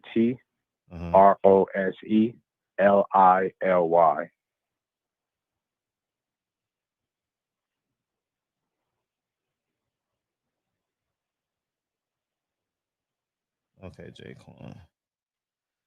All right, I'm sending you your first ever Cash App. It's $1. Yeah. Let me know if you got it. Oh yeah, it says Frederick Cawthorne. Yeah. All right, cool. So that's his Cash App. All right, here's what we're gonna do. Red just gonna send that money over to you right now, and everyone else will. Oh man, everyone else will. Yeah, you just liked it or something. Yeah. Yeah. All right, it's VIOLET ROSELILY, right? Yes. Okay, cool.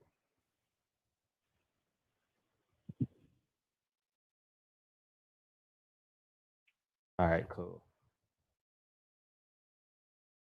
And be careful. Yeah, other people are watching, so don't accept no requests from nobody or nothing.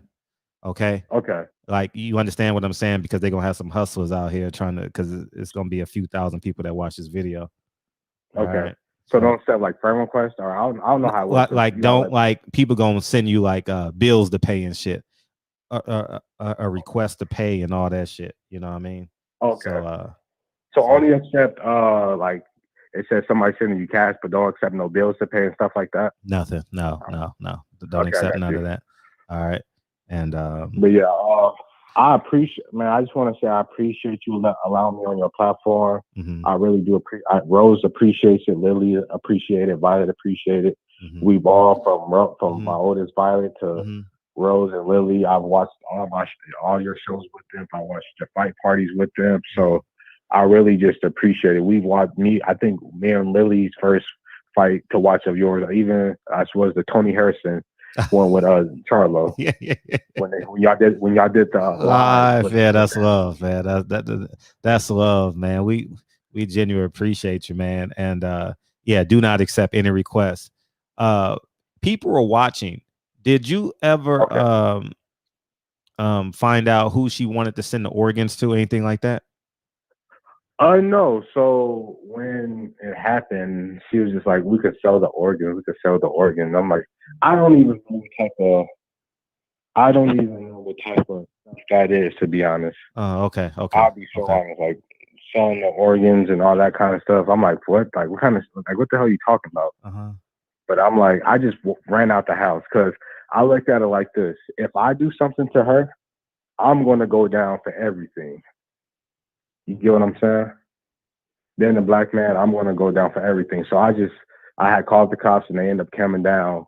But I'm like, I don't know what she got that from. I guess she told him a story about she watched the movie or something that if you saw the organs, it goes and like something happens. I'm like, it's just a whole lost thing where I forgave her already, so I try to forget her, if that makes sense.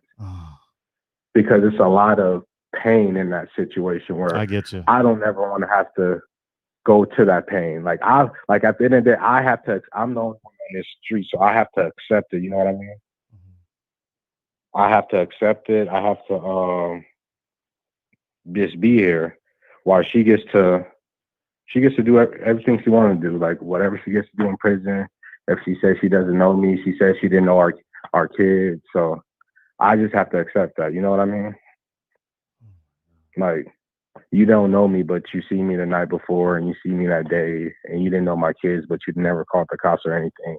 It's just so ignorant, and it's just sad because I will never get, like, my goals was, I named them all. Like, it started with the pecking order with Violet, Rose, and Lily. I just wanted to make them do good in life, send them off to college, and walk them down the aisle one day, just do my best in life to give them a better life. And she took that from me, from being able to have grandkids, and when my daughters get their first scratches, and when they get their first bruises, and they get their first heartbreaks, and they get their first achievement award or spelling test and all that. I'll never get that opportunity with Rose and Lily. I'll never get that opportunity to put all three of them on the same team in ballet and all that. So it's like, with her doing that, I have to accept it at the end of the day. So I'm not going to walk around with anger. I just have to, I will never forget them. They're always with me mentally and emotionally. The physical part is going to hit me one day. And even when it hits me, I know I'm strong enough to prevail through it. I'm going to have to be strong for Rose and Lily because that's the only thing they would want me to do. They wouldn't want me to sit around and mope around because Rose was definitely not a moper. She was always smiling, always laughing. I was always taking her out. Everything. She's the only, every night I eat with her. I watch all my boxing with her. We'll watch the videos on your channel with her. There's plenty of nights we had when we watched you, and we watched H Money going crazy. We watched Drew Titan and Super Coon.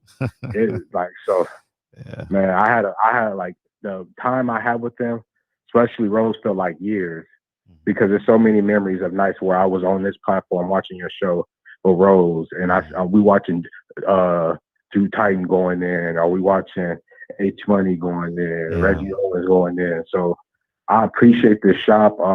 Every night it's giving me energies, giving me blessings, even though some people didn't know about the story going into it. I appreciate everybody that hears your story, and I just wanted to say it again.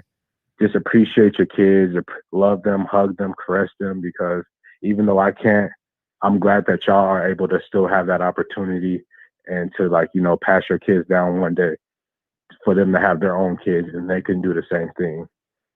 And I appreciate you, King. I love you, friend. I appreciate you giving me this opportunity to speak on Rose and Lily. For sure. Absolutely. I really do appreciate you. And yeah, you gotta call in, man. If you feel free to co-host the show with me or whatever you want to do, man. It's my It's my man. I can't even have a conversation with you right now. You know what I mean? It's I don't want to. Like I appreciate everything. Mm-hmm. You know, it's been tough. That's why I said, like, I know you're a strong one. I see it, but it's like I know this story hits home for a lot of people because you have a kid and you also have daughters, and I just you know how it is having a daughter. You want to love them, protect them so much, and you know that's the only thing that hurts me. Just imagine my 1-year-old crying and screaming. I'll probably just squirming for help, and I wasn't there helping her because I was actually doing something good and trying to help her sister for virtual school in the morning because my grandmother didn't know how. So that's the only thing that just eats me alive. Just having the thought of my daughter squirming and probably just, you know what I mean? Even though she can't speak, but just they call it for you. That's the pain. I get it. And it was a drowning. Yeah. I 100% believe my oldest one was drowned. There's nothing else. Like there was nothing else that there was no marks or no nothing. We'll find out in the long run. But an autopsy, right? Autopsy is. Yeah, we'll find out in the long run. But I look at it like this. You know, I forgave, but at the end of the day, I will make sure that if it's the last thing I do is to get justice for Rose and Lily. Absolutely. That's the last thing to do. Like I told him, I would die before I don't get justice for Rose and Louis. There's not going to be no mental health, no mental illness, no this or that. They deserve justice because as a 1-year-old and a 2-year-old, a 2-month-old, you can't do anything to any human to make them feel like their life is threatened. Anything. A 2-month-old can't move, can't even turn yet. And a 1-year-old is barely walking. And so like I promised them, I will not walk around with anger. I will walk around with love. I will walk around with positivity. I will walk around with strength. And I will never, ever give up until I get justice for them. And even to the people that's watching, all I ask for you is that you don't have to pray. Just hug your kids for me, squeeze them, and tell them that you love them. Friend, I always watched you with Lincoln.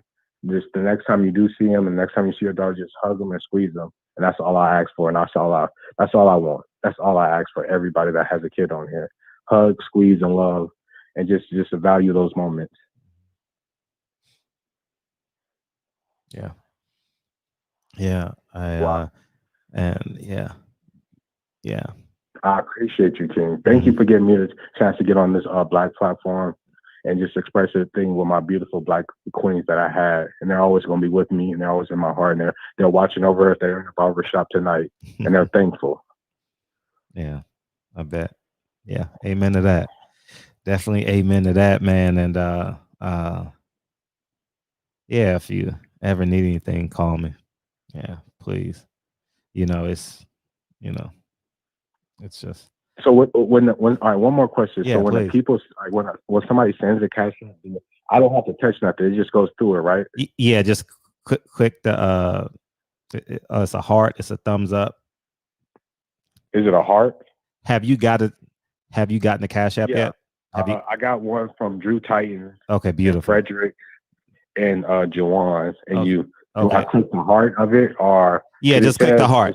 Yeah, just click the heart to them so they know you got it back. Yeah, so they know you got it back. All right, so yeah, and I got to figure out how to send you money, man. I don't know.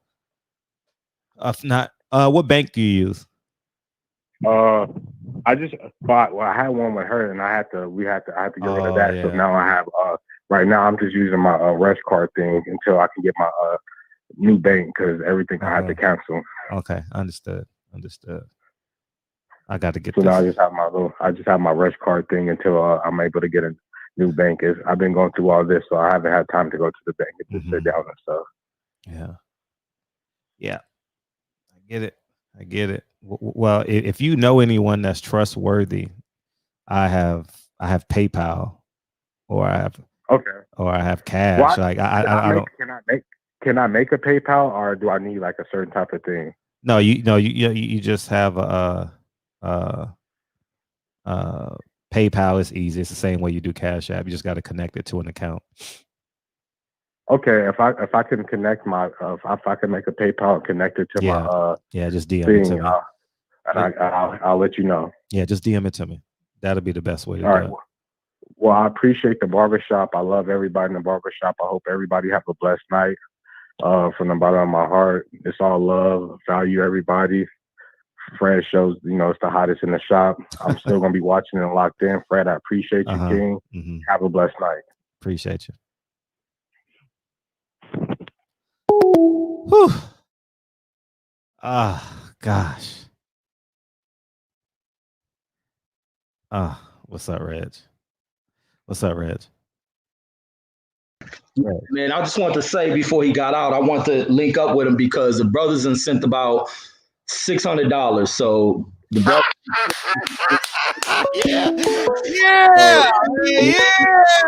yeah, man. That's what we do, man. That's what we do. And I'm gonna send you 500. I'm gonna send you 500. I'm gonna have to borrow someone's PayPal, but I mean someone's Cash App. I'll call someone that I know, and I'll send you $500 a night or something like that. And yeah, man, we done sent $600 already, man. Damn, that's about $2,000. We gonna get them $2,000, and in the morning, other channels gonna send them some more money. People, the replay value, it's. Whew. Hell yeah, man. Keep it rolling, y'all. Keep it rolling. We gotta support this brother. And I'm gonna DM you his phone number. I'm gonna DM you his phone number right now.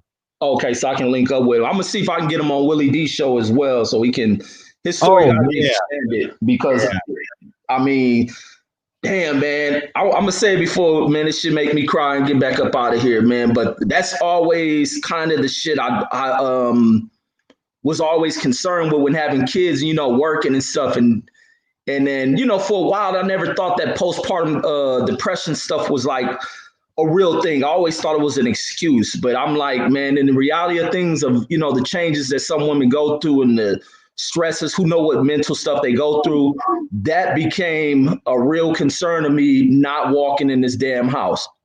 Always, because, you hear the stories on the news and mothers drowning their kids and shit like that. But it was like, I never want to walk in because I was like, man, do not let me have to, because I was going off this, they mother if I ever had to walk in on some shit like that. So I'm like, man, that shit, that's always been some like hard shit, like hearing stories like that. And I'm like, damn, man. But, having him to come here and really hearing it, like, that shit,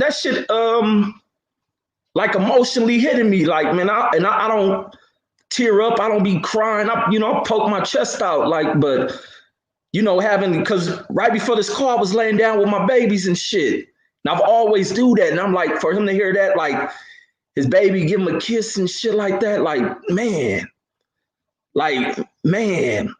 but man, y'all really showing support, and that's that communal shit, because it's still a baby he got left, and she lost much. So it's like, man, keep reaching out to us and we'll keep, what we got, we'll keep sending it over collectively.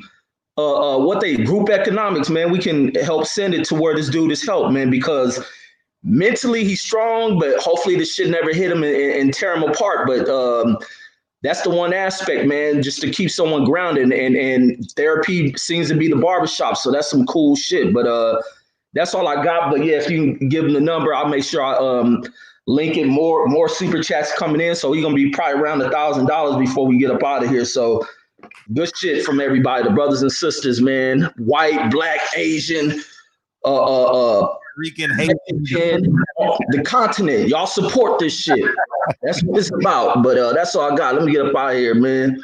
For sure. It's beautiful, man. Oh yeah, that's his phone number. I don't want to do that. But yeah, let me keep on posting his Cash App, and we'll do it like that. Damn, what was it?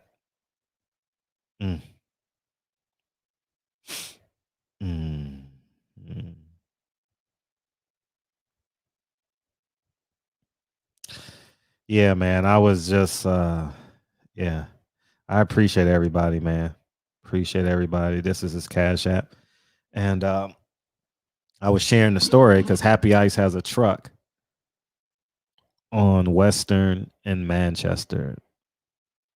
And Lincoln he won Student of the Month today. And so I was like, he loves Happy Ice, and we had to go to Manchester and Western, and I was thinking the whole time that we got to get the hell out of here, because this is not a safe place to have the kids. Well, the family, Dre, Lincoln, Kennedy, and if you watch my stories and stuff, you know Lincoln got a little girl that he likes, so she came, and I'm the only man there, and I'm like, we got to get out of here as soon as possible, you know, and it's just heart-wrenching, man. It's just heart-wrenching. And just keep on donating, man. Just keep on donating, man, because next month he's gonna have a tough time. You know, we're not gonna be there at 1:00 in the morning for this man. And I'm just stating truth. We're gonna be there spiritually. It's something that we're never ever gonna forget this story as long as we live. No one that heard this story tonight will ever forget it. That he's gonna have to go through it, you know, and when just do the best you can. Just do the best you can. All right. I think that's the operative word. And this is you know, it makes me proud at the same time that I can trust someone like Reggie Owens, who I've only met twice in my life, right, Reg? At the breakfast and at the Shakur Stevenson interview that weekend.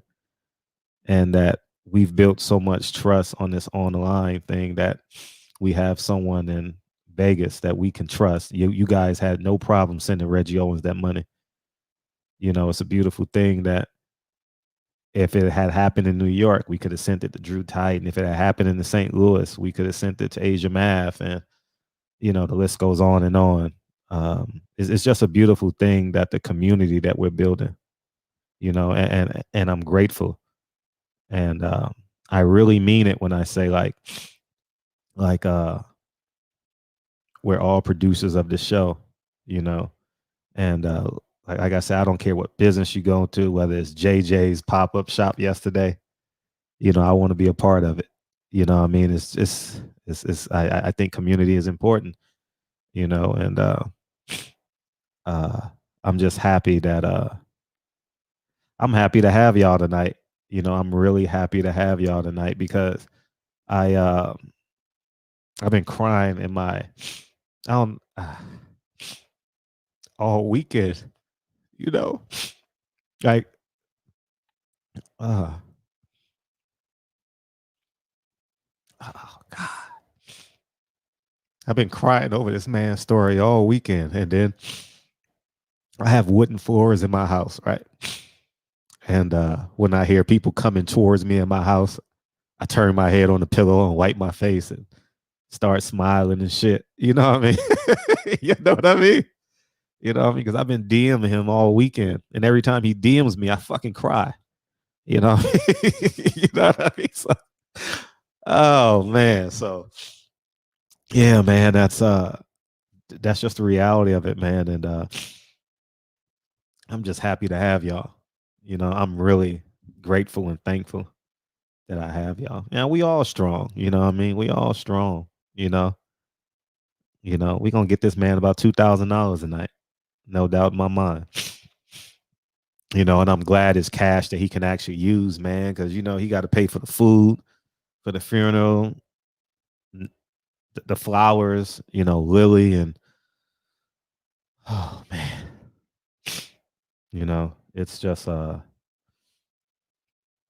yeah, just keep on doing it, man. Just keep sending them the money, man. It's just it's heart-wrenching. And we could just sit here and breathe for a second. How about that? If you want to call it B-Man, whatever you want. Oh, I got B-Mans right now. I'm sorry. What's up, Kyle? Man, bro, that broke my heart, bro. Mm-hmm. Man, because I got 3 daughters, bro. I know. Mm-hmm. Like, I'm holding my daughter while I'm watching the show. You know what I mean? I know you always do. I know. Yeah, boy, I rose up like, hold up, because you started crying. I'm like, wait, what's going on? I rose up, and cuz said that, bruh.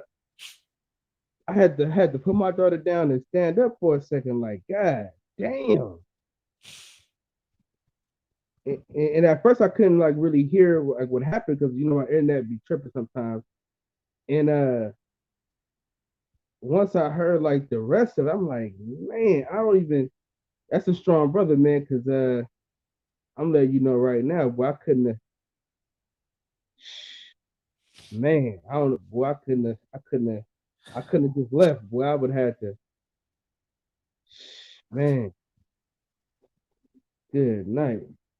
But man, you just got to be thankful, man. You know what I mean? You really gotta check in on people's mental health, man. For real, man. Because it's different, man. You know, I work at the hospital in the ER, so you know I deal with them every day, man. So yeah, it's different, man. Damn, I was about to call in and talk about Bob Arum. Shit, we can't talk about that, man. I'm all right. I'm try to switch gears real quick for you, Fred. God damn. Mm-hmm. Yeah, I think Bob Arum is a liar too, though. Mm-hmm. You know what I mean? Yeah. Like this whole we don't know if we want to keep him. That's bogus as hell, bro. Because once he heard that Terrence Crawford thing about leaving, he about pissed in his pants. He could say what he want, but Bud is one of the biggest draws that he got. Because don't nobody else know nobody else in Top Rank, man. For real, for real. Who they know? Teofimo Lopez, they just found out about him. Lomachenko, I told you he was a bum. I've been knew that. He's just white, so they want to push him. Yeah, but and the thing about Bud too, I wanted to say before I hung up the first time, you know, he brought a whole bunch of the homies on too, though, get that bread. You feel me? So it's hard for him to just bounce when Bob Arum has looked out for his whole squad like how he did. So, what's your take on that part? Mm-hmm. Oh, I'm not even listening to you, man. Just go ahead and talk. Yeah, it's all good. I don't know what the hell. I'll try and focus on the next call. I'm sorry. It's all good, Fred, man. I'm gonna get with you mañana, man. For sure. Appreciate you. All right, one. Whew. What's up, BNB? You can put some color on this paper for us, man. What's up? Oh, it's a beautiful thing. You know what I'm saying? You know, because I don't tell everybody a lot of things about me, but I'm happy and I'm sad at the same time, you know, because life is beautiful, you know. I buried my father 3 years ago. And I gave his eulogy and my whole family they asked me whether or not I was gonna say something because I ain't gonna lie, he wasn't the greatest man, but he was a great man to me. You know, Gotcha. and I loved him still. And I took all my family. Remember, I'm from Chicago,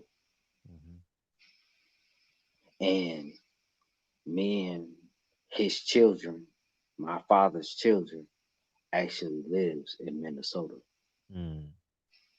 All his grandchildren, I paid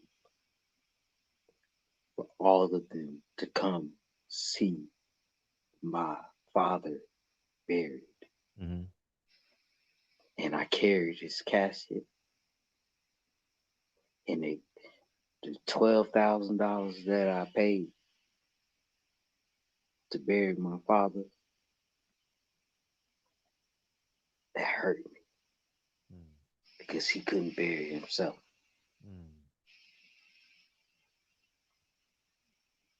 And I'm his son. We have the same name.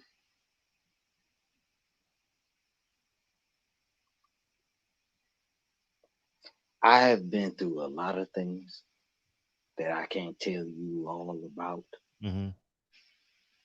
but it's a beautiful thing because it's lessons in between if you actually take the meat in between your teeth out so you can see. That's where it is. The meat is between your teeth. It's a beautiful thing. Nobody is short here.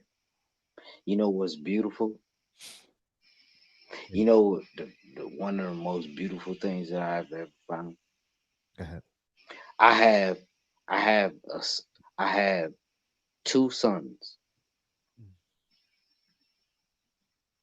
and I picked up a third one.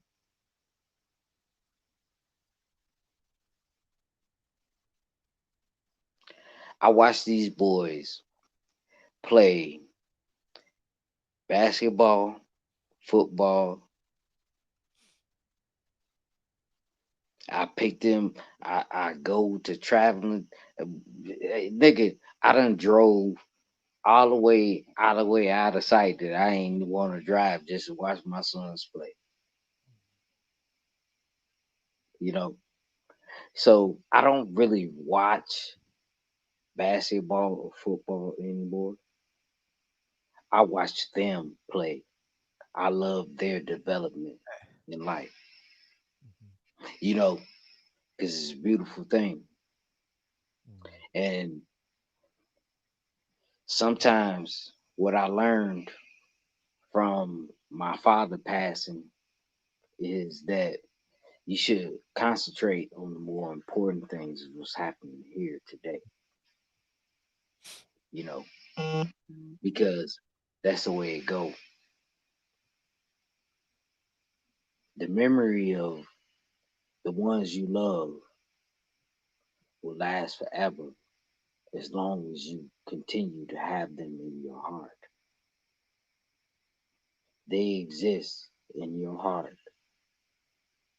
And if you are true to yourself and true to them, the lessons that you learn from them,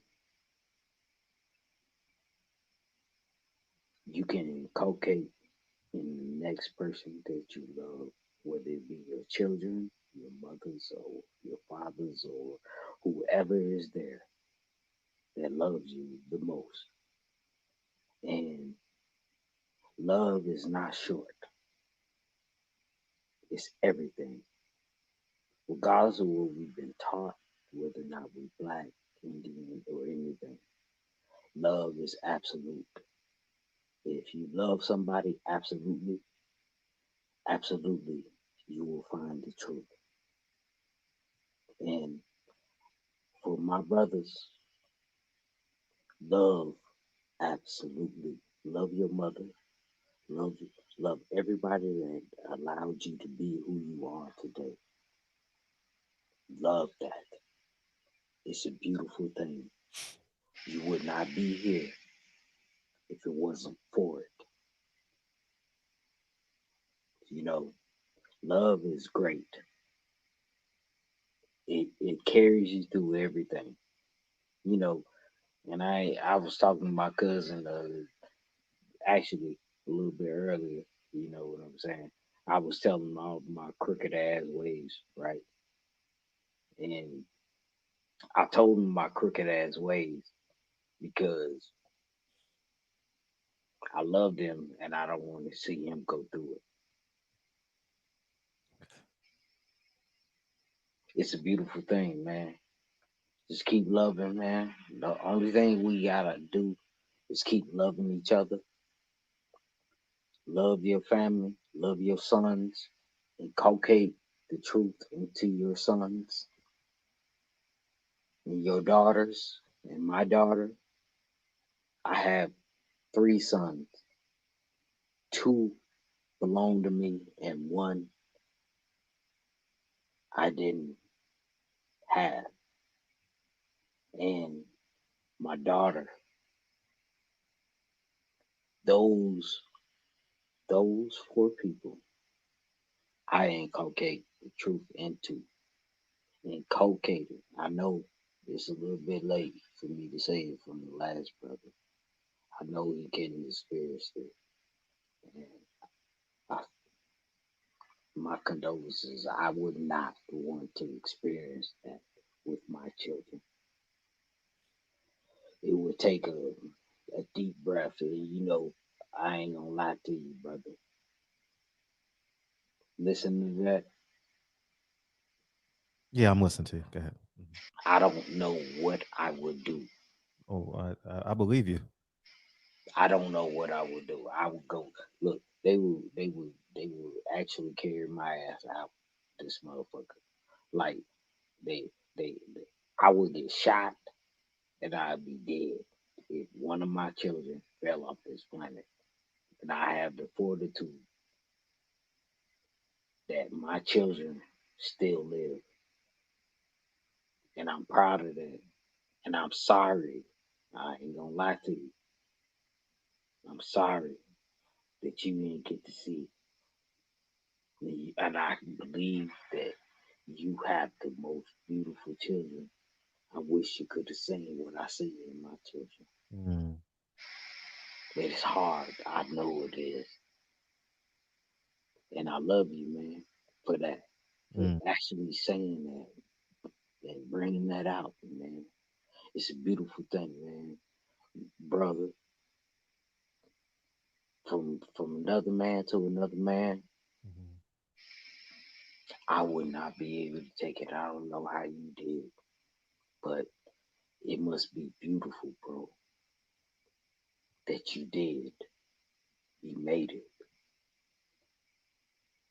Wait for your children. Because, regardless if you weren't there to protect them, you'll be there in the end. Remember what I tell you. I want to tell you that I love you. Just remember that you're going to be there at the end. I can guarantee you one thing. I can't guarantee you anything, actually. But wait and see. That's the only thing I can tell you. Wait and see. And I love you. And it was a sad thing for me to listen to because I understand a loss and shit. I got a father that's getting ready to die. His name is, I ain't gonna tell you his whole full government name. His name is Jeffrey, though. He taught me a lot. So let's I have to go back home probably in the next 5 months. He been struggling for a while, and I think this is the first time I'm going to go back myself. Get it? It's a beautiful thing. I'm scared for it, but remember, a lot of people don't like to read the Bible, but Ecclesiastes 7:1 tells you a lot of things. And if you actually decide to read it, it makes sense. 7, Ecclesiastes 7:1-3. And if it makes sense, then you can tell me something. But it's hard, bro. I find like I always gotta let people go. And I don't like that because people are actually beautiful, and y'all gotta love each other. I love y'all. That's why I stay here, barbershop, because I love you, Love you too, man. And don't worry about anything, Fred. Mm-hmm. It's easy. Just learn. That's all. Pain is a motherfucker. You know, it exists there with us. You know, that's the one thing that we gotta get over. Pain. And it hurt bad in a motherfucker. But at the same time, it has so many lessons. We got it. I love you, man. I'm about to get the fuck out of here. Appreciate And I love you. Don't mistake it for no other reason. And keep smiling, man. And take care of your mama. I love you, nigga. Appreciate you. Thanks, big homie. Where we at, Reg? Where we at? 1 year ago today, my little brother was killed. I know, it's just insane.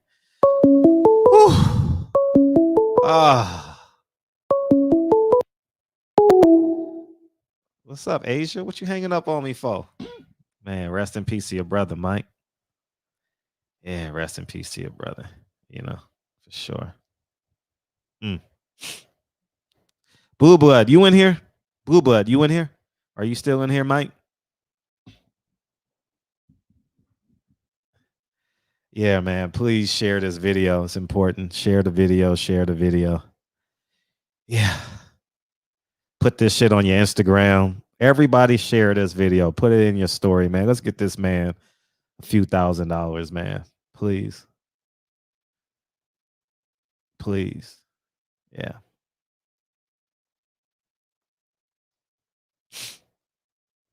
Yeah. That's why we're here, man. That's why we built this community, right? We thought that's why we're here. That's why we're here, man. That's why we're here. You know what I mean? Oh, man.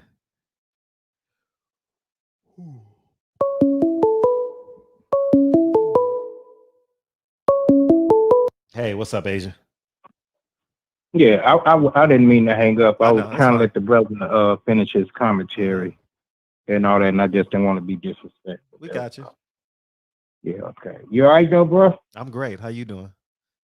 Oh man, I mean, we're not gonna stand in front. Like I said, we all have a high moral compass here. We talk shit, swallow spit, and all that. But I know the hearts for the most of us in here, and everybody in here is touched by that, because everybody has been trustworthy enough to share enough about themselves, especially when it comes to the relationship they have with their children. I know I have, and I know you have, and you know what my children means to me. So anytime I hear something of that magnitude, you know, it just sends chills through me. And I remember some years back, I'm not going to be long-winded, but you remember the Sandy Hook thing. Yeah. And all that shit breaks my heart. That's why I stopped watching right. the news. Now, see, what was The so local crazy news. about that, my daughters are, them children will be teenagers right now. But, you know, that's unfortunate. Yeah. But I remember that day when I got it, I was in the lecture hall. When it came across my phone, I was taking some classes at the community college.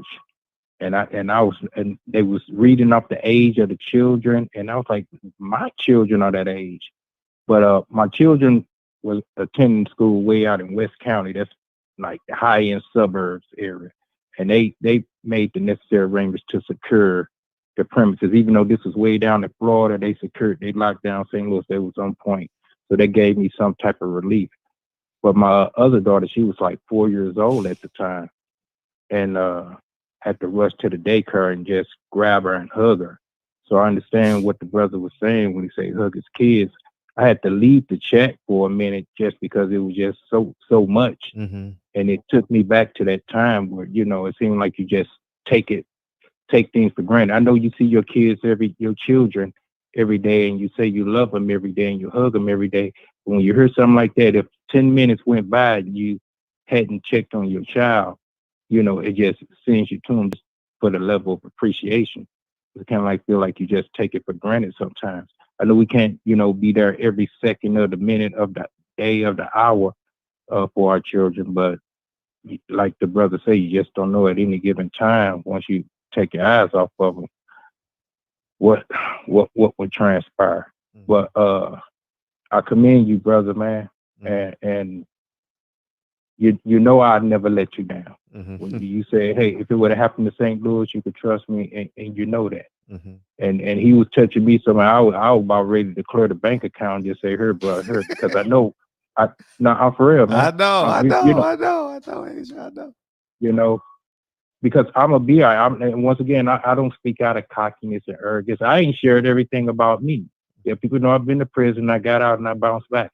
So even before that, it was a long journey. So I'm kind of like built for this, you know. Unless something like that happened, I really don't know how I bounce back from that. But I'm just saying, almost anything else, finances, and that's my least concern. You know what I'm saying? You know, if I couldn't get out the mud, I invent the mud to get it out the mud. You know what I'm saying? So, but yeah, that really, really touched me, and I appreciate, you know, the sentiments you sent my way. And to Ray Jones, yes, I remember him speaking on it because I was on this panel. I called him Saturday because we talk offline. And I had my partner Ed Hops. I was going to bring him on the panel, but you know things wasn't working out. But I remember him speaking on that story, and I was like, man, that's tragic. But I didn't know it was that close to home to me. I was like, wow, that's crazy, man. So yeah, to everyone, yeah, that's that moment where you gotta hug your children, and you know you can't take these moments for granted. We're approaching the holidays. I know some people don't celebrate the holidays like that, but these days are landmarks for us to reflect. Because as a child, this time of the year meant something to us. So you know, it's kind of like tradition and that sort of speak. Leaving out the whole history behind it. So man, that's just so messed up. But I'm gonna touch down with Reg to make sure that brother's all right, and like say, see what we all could do to just try to make things a little bit better for him. Yeah. And I salute that brother because he shows. I mean, I'm thinking I'm sounding better than what he was sounding better than I am now. And those his children, it just shakes me up. You know what I'm saying? So I'm hoping you'll be strong. I know you're going to be strong, and it's no shame on your end. That's what when before you even broke this, I was saying, hey, we are human at the end of the day. I understand the business side of things, but sometimes you just got to let your moral compass come out, because everything gonna be all right from that. That's pure positivity.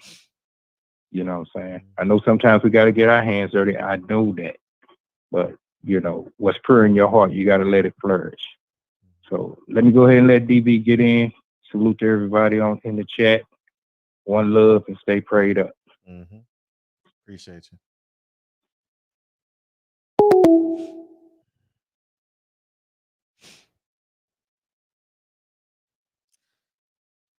Yeah.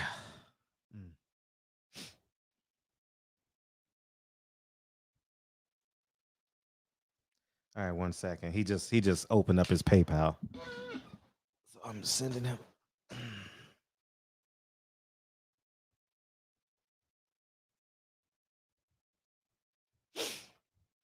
All right. All right. I just sent him my PayPal. So keep on sending it, okay? I want to encourage y'all to sending it. You know what I mean? Just encouraging. I just sent my donation over. And yeah, man. Help the brother out, man. You know what I mean? He got to pay his mortgage, probably had 2 incomes, you know. You know what I mean? And all the detractors out there. I know there's going to be a handful of detractors out there. I just want to say at 27, 28, I didn't have $1 saved in my bank account. I just got laid off. I mean, I probably had $2,000 because I just got a check, you know, $3,000. You don't anticipate a $15,000 bill and the magnitude of that 50 and what comes with that $15,000, $20,000 bill. All right. So Stop being pragmatic. I mean, stop being like, so cut and dry, as we started the show, be humanity. That's that's who we should be right now. So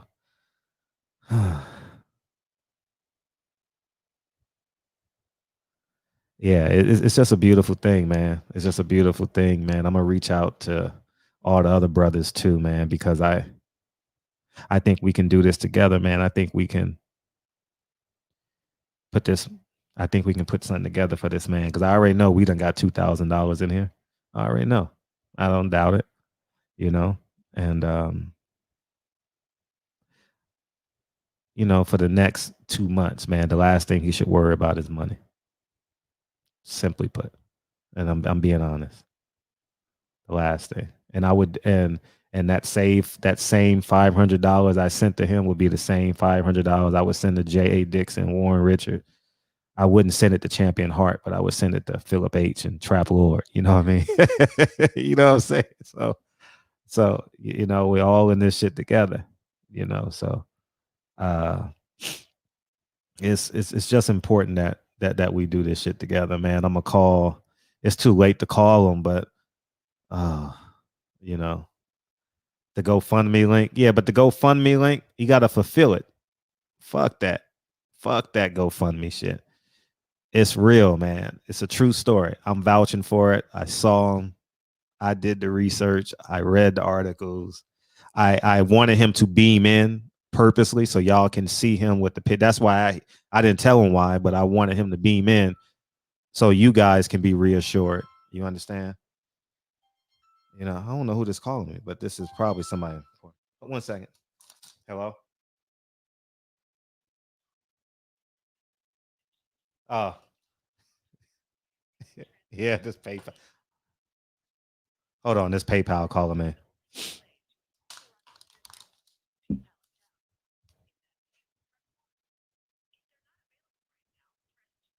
One second.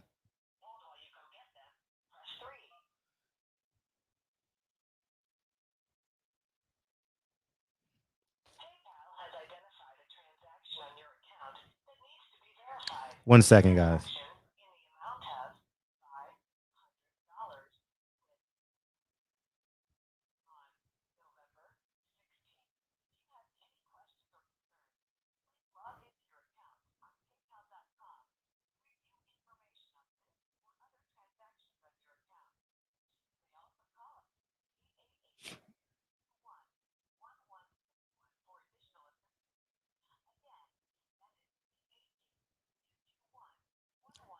What's up, Champion Heart? All right. I got I got fraud on everything, and y'all should too, man. Because if you use your phone, that's the first thing they're gonna do is empty out your Cash App. Empty out your PayPal, your Zelle, or your whatever you have. They're gonna empty that hoe out. They ain't gonna take the phone because they got the tracker on it. You know what I mean? They're gonna just so So yeah, the story happened down the road from my work site. Damn, I'm gonna share the story with the CEO of my company. I guarantee we can get. Yeah, we gonna do this, man. We gonna do this shit together, man. I already know if when I post this shit on my Instagram, I'm gonna just pull Reggie's. I know Reggie made us. I'm gonna pull it from Reggie's, and yeah, man, we just got to do it, man. Yeah, just be a community member tonight. How about that? And I know it's a tough show. I know it's a tough show. Oh my God. Wow, Jesus. Damn. Where DB at? What he doing? Where you at, DB? Oh man. Appreciate your Asia math. But I wouldn't have did it without y'all. This show can't function without the few thousand people that come in here every night, man.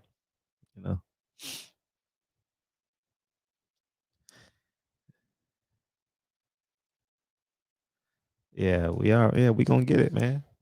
Yeah, BNB. You're right, Jarvis. Hey, Jarvis, you mind if I return the stuff I bought yesterday? I got to make a contribution.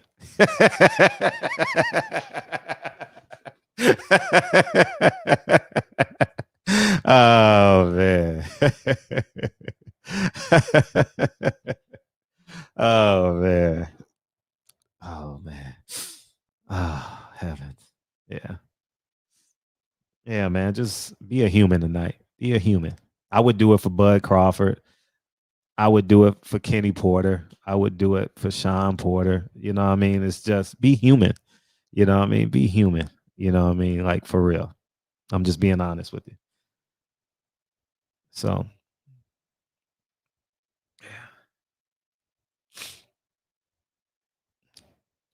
we don't want an absolute solution. You know what I mean? That death shit, you ain't getting back. You know what I mean? Oh, heavens. What's up, JJ? We're gonna have a good time. We waiting on DB. Where DB at, man?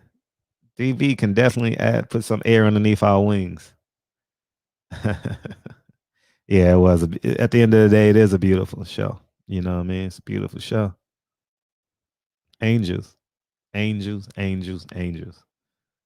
You know, angels. Call in. I'm not stopping. Anybody can call in, sir. Feel free. Call in. Oh man, I appreciate you, Warren. It's us. I'm telling you, man. I don't. Yeah. I never lose touch of humanity. I remember Deontay Wilder said, and after he knocked out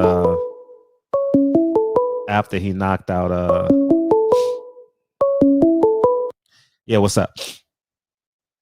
What's good? What's popping? Nah, I just wanted to cap off for what I told you tonight. On the real, from my perspective, I think about a lot of things. You know what I'm saying? I ain't gonna talk about Terrence Crawford where he should go. You know what I'm saying? He gonna do what he gonna do because he's man. So he gonna do what he gonna do. But the truth is that I think that with this community that we have that actually talk about boxing and actually in life itself, you're the same man today as you was yesterday and the day before, and you're gonna be the same man tomorrow. Don't worry about it. If you understand your legacy, it's the same. Gotcha. You know, so like, what do we have to do if we say this? If I said what I just said, you know what is true? Wow. Our mother, where we come from, our legacy and our children is the truth. Our mothers and fathers are the truth. Yeah. And our children are the truth. That's the only thing you need to know.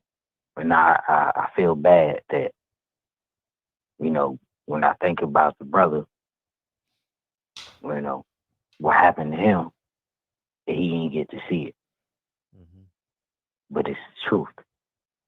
And I want him to accept the truth. You know, because regardless of what happened, those children loved him. Okay, I will. And that's the only thing he needs to know. I know it's bad.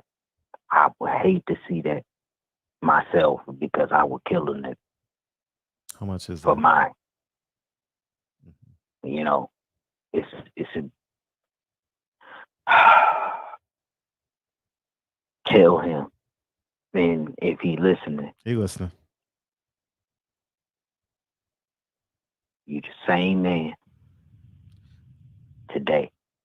Gotcha. And tomorrow you will be the same.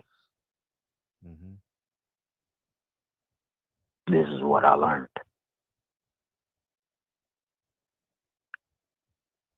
And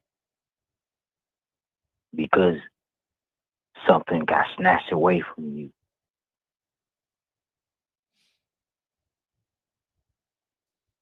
enjoy the gift that you gave in the first place. Because it was beautiful. And I was listening to you. Mm-hmm. And I want to tell him this. And I'm sad. Mm-hmm. I don't want to be overly sad. I just got to talk to you like a real big brother. Mm-hmm. And I love you. Appreciate you, man. Love you too, man. Appreciate you. And no, this is for him, not for you, Fred. Okay. Well, hurry up and get off the line, nigga. Somebody else want to call in. Man. I wanted to tell him that I love him. He heard you for sure. I'm talking to him in the DM right now. And don't forget that you the same man today that you is tomorrow. Loss is a growing point. Mm-hmm. You will grow from this. And I hope you see it. And I know it's hard because I wouldn't know what I would do.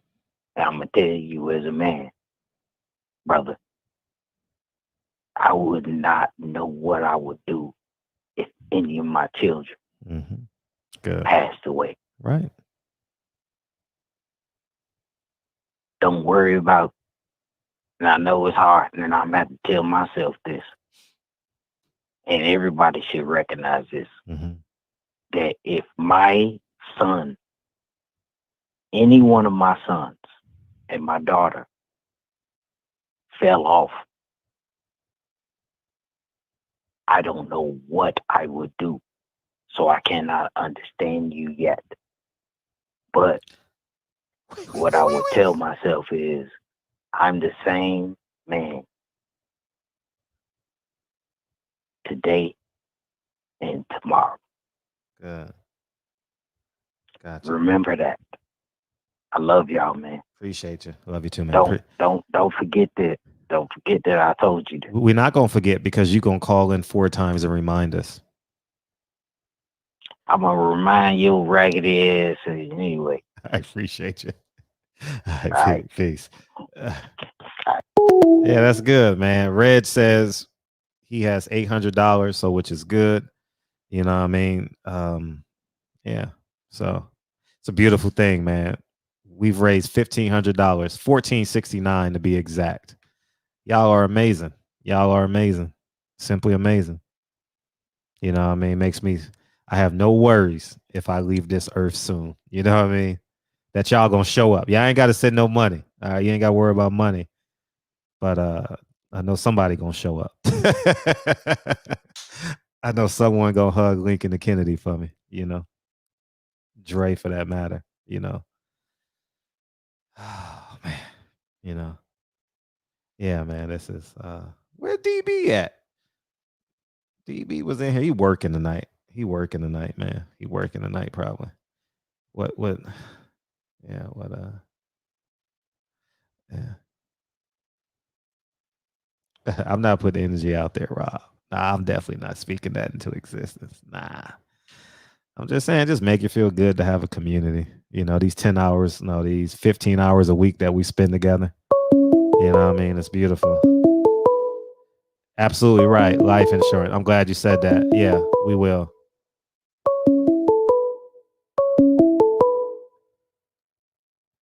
What's up, 919? What's up, Fred? What's poppin'? What's up, man? What you got? Man, it's crazy, man. We never know what somebody else is going through. Mm-hmm. I was thinking, like, you know what I'm saying, like Thanksgiving right around the corner, and it's a tough time for like me and my family because it seemed like in my family everybody died around Thanksgiving, and like my mom's going and everything, and I'm fighting to get my kids back, and it's like I was so down, to be honest, man. I'd be focusing like he does, you know, on boxing and, you know, to get me out of it. And I was just thinking like, dang, it's so tough, you know, not having your babies and then he don't even like, I know like I got everything lined up. So next year I'm have my babies back, but next year he won't even have his back, you know. It's like my heart go out to him, man. Like my heart goes out to him. Just everybody, man, just be safe and love on your babies. And man, this is not what I meant to say, what I was gonna call, man. But just everybody just love on each other, man, and just love on each other, man. Love y'all, man. I'm back in the chat, yo. I'm all messed up. Appreciate you. Salute. Appreciate you. Thank you. Hey, Brothers UK, how much is that? I'm gonna send it to him right now. I don't know how much that is, man. How much is that? Someone tell me how much money is that in American dollars? You know what I mean? Them people in the UK. I said them people over there in the UK, you know what I mean? They money worth more than the US dollar. You know what I mean? You know, how much is that, Brothers UK? I'm a PayPal on right now. Like 200.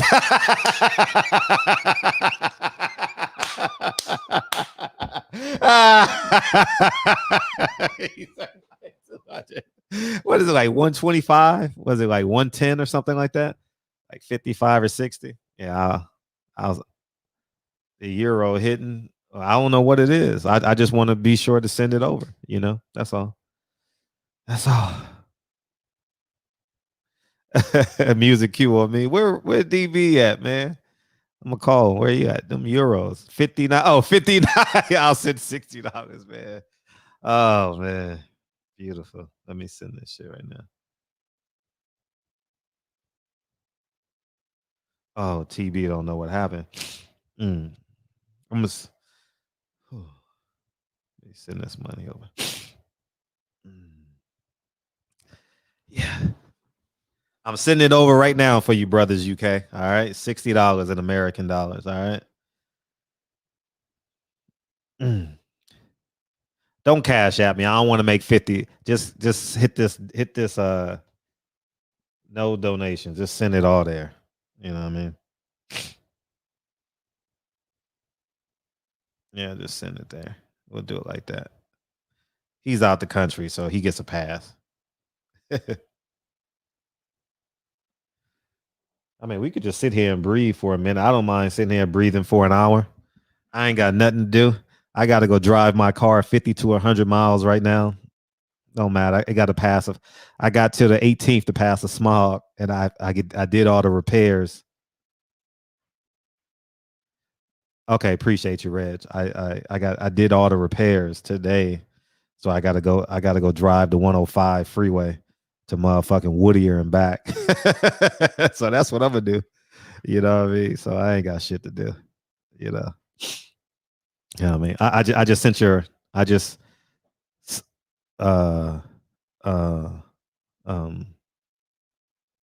Brothers UK. I just sent it over. Okay, so I just sent $60 over on your behalf. You know, I hate that I got to do that because people online gonna say Fred. You already know that Fred stealing money. Fred doing that. Nah. All right. So I'm not doing it for y'all. I just want y'all to know that. All right, because people might splice this up and say Fred stealing money from the community. So that's all. Yeah, the inspection. Yeah. So I got to drive it 100 miles. So I figured I'll drive 50 tonight and I'll probably drive 30 during the day, and then I have till the 18th to get it smog. So tomorrow night I'll drive it to Whittier and back again. You know what I mean? And then come back. You know what I mean? I'll loop around the 105 to the 605 to the 10. You know what I mean? And that'll be about 50. That'll be about 60 miles, right? Somewhere in there, 60, 70 miles. I'll do it like that.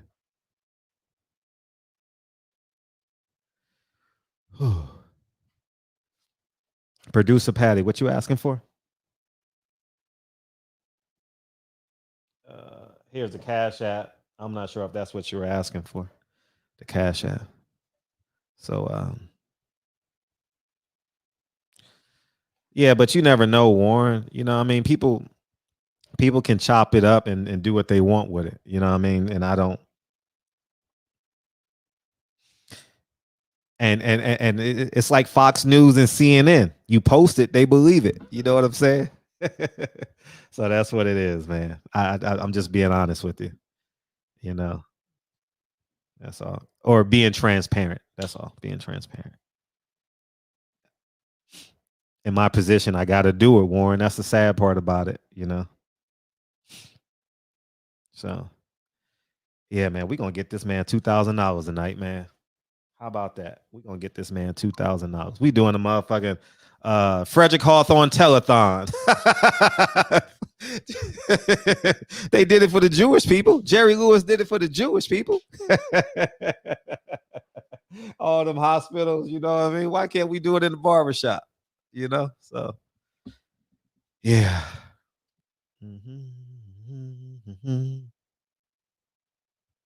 I know, Philip. I know. Yeah, it's just a beautiful thing, man. We got us. You know, we got us. Yeah.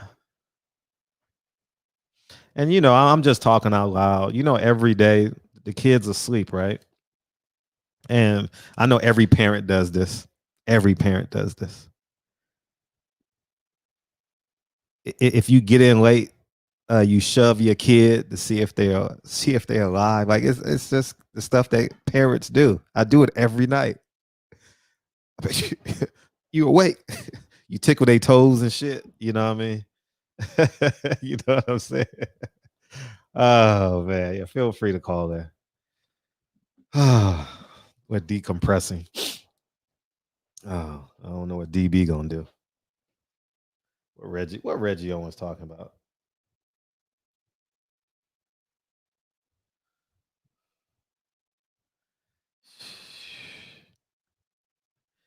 Yeah. Watch him squirrel, right? Right, Jay Dixon.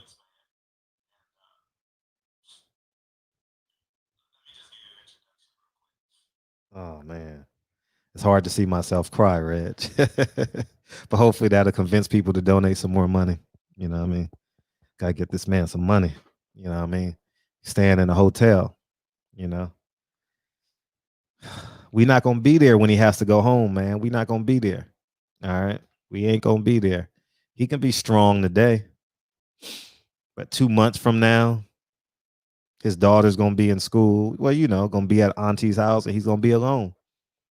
You know, and hopefully get him some counseling. I don't know anybody in Vegas that offers counseling, anything like that. I will exhaust my resources to help. I will exhaust my resources to find him counseling or just someone to talk to, you know. You know. And that's the truth. You know, so yeah. I know, Warren. I know. Takes your soul to the laundromat, right? Hey, you know who says that? Life Jennings says that. He says that in the song. Oh, okay. Beautiful. Okay. Cool. Yeah, man. It's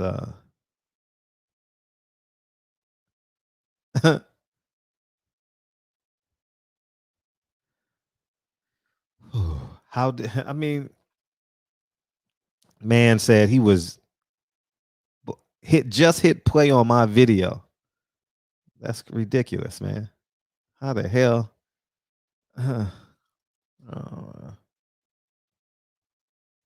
Oh, you met Life? He's one of my. Oh, he's my favorite. Oh, he's my favorite. Oh, he's my favorite. His first album, 2761714, whatever it is. Oh man. Oh man. Every time, hey, I went to a Life Jennings concert, right? And he had a meet and greet after. He says, that was you in the front row singing. You knew every song. I interviewed him one time. It was a great time. It's on my channel. It's on the channel. Just Google Life Jennings for like 8 minutes, 5 to 8 minutes. It was fun. He's my favorite artist. I'm going to do my best to get him in the shop. He's one of my favorite artists. For sure. Great story, right? Hell of a story.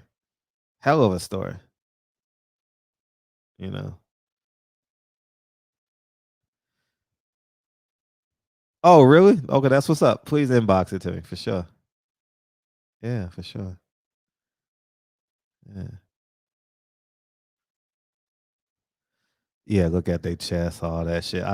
We do it all. You know what I mean? We do it all.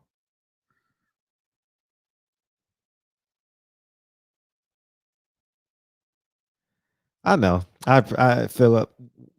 We all have value. We all add value. You know, it's just gonna be a beautiful thing because I know I can just tell 78 and them in the morning they gonna do it. You know, I'm gonna ask Blue Blood and them in the morning. We just gonna cry all day and support. That's what we gonna do. Cry all day and support. All right. And that's what we gonna do. Simply put. You know what I mean?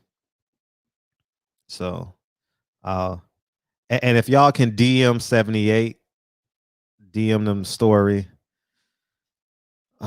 Black Fight Fan. I was on call him, but it's different, man. You don't want to call nobody 2:00 in the morning because they get anxious and shit. You know, if I tell them this story 2:00 in the morning, they're gonna be able to sleep. So I'll call them first thing in the morning. You know, first thing in the morning. And y'all do the same. DM them. DM Blue Blood. Who comes on at night? I don't know the schedule. KQ, KC. Fanon would be great, you know. You know, it's just important that we do this shit together. Yeah, wasn't it? Yeah. Must be nice.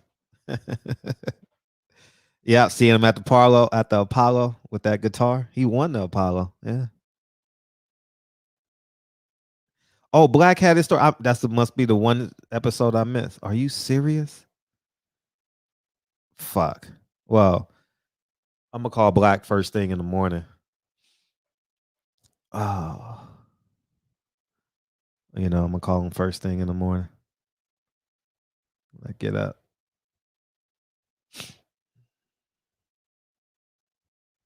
You know, Blue probably just dropped the video right now. I DM'd him. You know what I mean? So we'll get over it. You know.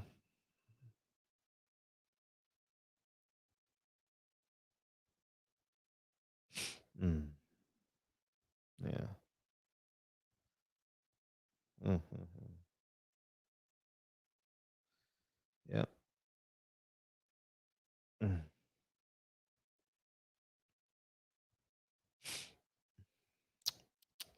Breaking news: Blue never sleeps.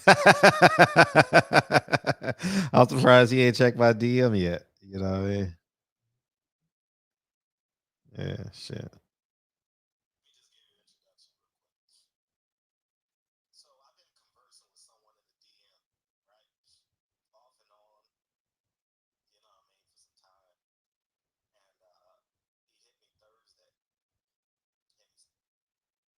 Rich. Huh. Must be nice and closer. Yeah. Oh, guap. Oh, that closer to Guapole. Can never go wrong with that. You know what I mean? Yeah.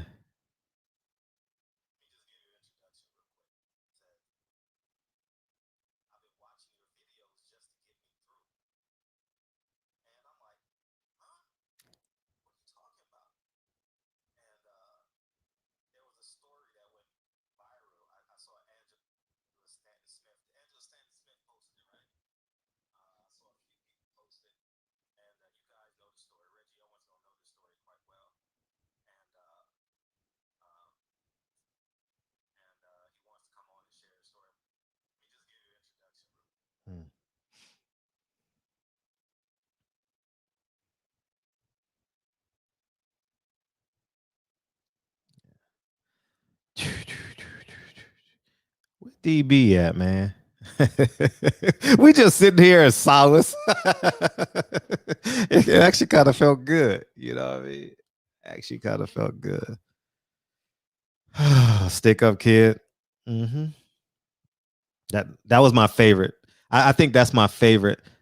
From Chicago. I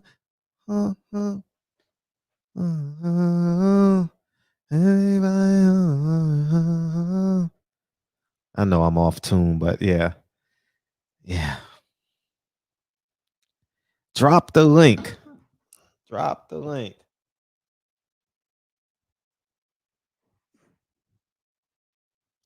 I shouted you out earlier, man. Where's TB at? I think. Or if I didn't say it, I thought it in my head. Yeah, man, it's just imaginable, unimaginable. I know, Reg. Hypothetically, yeah, with the girl. 26 years and 17 days. I know the whole album, baby. I know the whole album. Yeah. What you want, TB? What you want? Past the pause. What you want, man? What you want? Hey, what's up? Hey, man. I was listening earlier, man. I heard that brother talking about his kids, man. I got two daughters, 20-year-old and a 21-year-old, and I couldn't imagine nothing like that, man. I'd be locked up right now. I'd definitely be locked up. My heart goes out to that brother, man. Stay strong. I don't know who it was, but to whoever that brother is, man, stay strong, man. Because it was hard for me to even listen to it. I mean, I wanted to get hit the mute button, get off the channel like several times just listening, because I was just sitting there. It's hard to listen to something like that and not think about yourself in that situation. Right. You know what I'm saying? So there was like a lot of times, you know what I'm saying, I just want to grab the button on the side of my phone and just, you know what I'm saying, just jump off. But I had to listen because there was a lot of strength in that brother's demeanor. So, you know, I had to keep listening in order to, I guess, attempt to try to draw off of his strength that he was exhibiting by telling his story. You know what I'm saying? By telling his truth. And just in case I found myself in a situation, you know what I'm saying? My daughters are basically grown and they dating and they 1,200 miles from me. Mm-hmm. You know what I'm saying? They down in Florida. I'm in Maryland. They in Manatee County. You know what I'm saying? So my oldest daughter's boyfriend of 3 years is scared to meet me because he knows that he knows, first of all, that my daughters broke the number one rule: no boys until you graduate college. Get your own first. Then you worry about that stuff. I don't want you depending on no nigga. I want you to have yours. And they broke that rule. So he's like, okay, I'm the one that she broke the rule with. This dude's not gonna like me. And I don't and I'm pretty sure my daughter's probably told him some stuff about me. So he don't even, I mean, the boy's scared to death to even meet me. My youngest daughter won't even tell me who she's dating or if she's dating. So, you know, I worried about my kids a lot when they was young, but not as much as I do now. Because when they were younger, you know what I'm saying, I could wake up at 3 o'clock in the morning, I could go in their bedroom and I could walk in their bedroom and I could see them there sleeping peacefully. My youngest daughter wanted to be a veterinarian. I could see her in there. My Cane Corso that I still have would be laying in the bed with her. You know, he just took to her. You know, she loved animals. You know, and what have you. So I didn't have that worry because, you know, my two daughters and then my son, I got custody of him when he was 12. There's nothing like being able to walk down, you know, walk out of your bedroom, walk down the hallway, and go into three other bedrooms and be able to look at your babies sleeping. But when they get grown and you can't control their every move, you can't be there always. They done went and now they're doing their own thing, or you went through a divorce, or you know what I'm saying, and the kids moved, you know what I'm saying, several states or whatever. As a father, as a real as a real dad, that's torture. You know, when the phone rings, you don't know if they're gonna call you and say, "Well, hey, uh, Dad, I'm in jail. Dad, he put his hands on me. Dad, you know, whatever." Especially when you got daughters.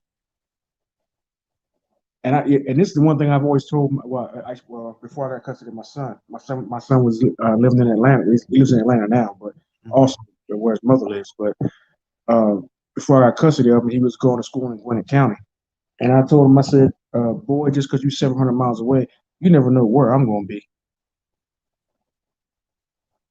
I popped up at several parent conference, parent teacher conference meetings, and he had no idea I was coming. I remember one time I walked up in the classroom and caught him standing up on top of his desk dancing in the classroom, and the teacher was trying to get him to sit down, and I just happened to walk in the classroom. You know, so as far as he knew, his dad was 700 miles away. I just popped in on him. And best believe I tore them hind parts up after he got out of school for in there cutting up in class. I caught him myself. Raising kids, man, is something else, man. It's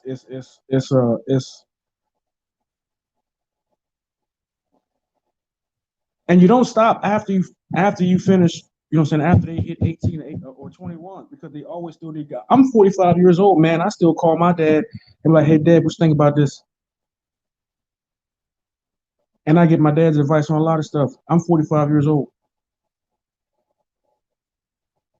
but on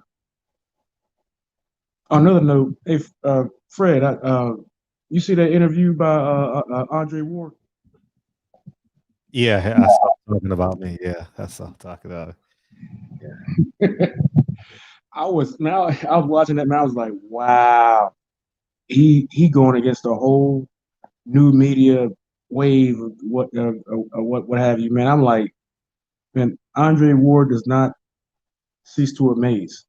Mm-mm. I mean,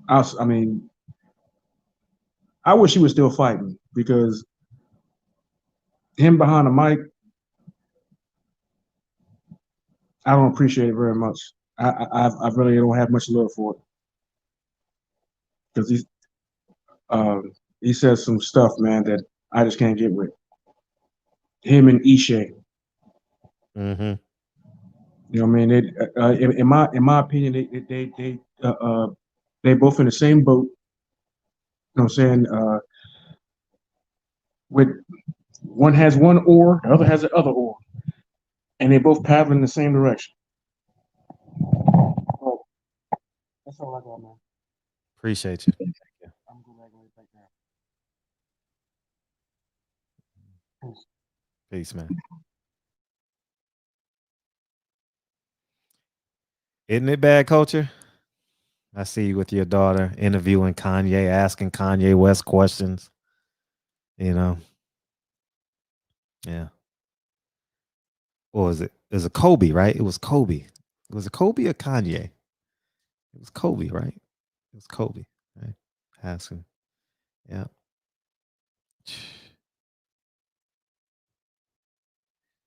Yeah. Yeah, that's the PayPal.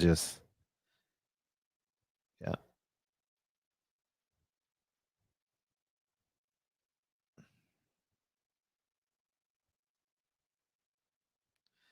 Yeah.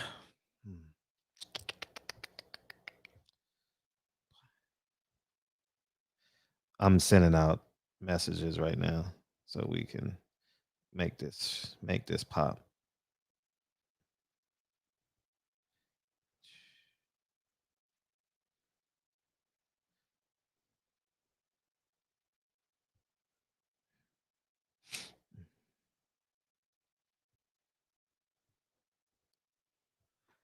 Love it though. Yeah, she teaches me stuff, right? Yeah. Hello, Walt. Isn't she? I bought her book, Bad Culture. I have it in the living room. Yeah. Yeah, it's can't describe this shit, man.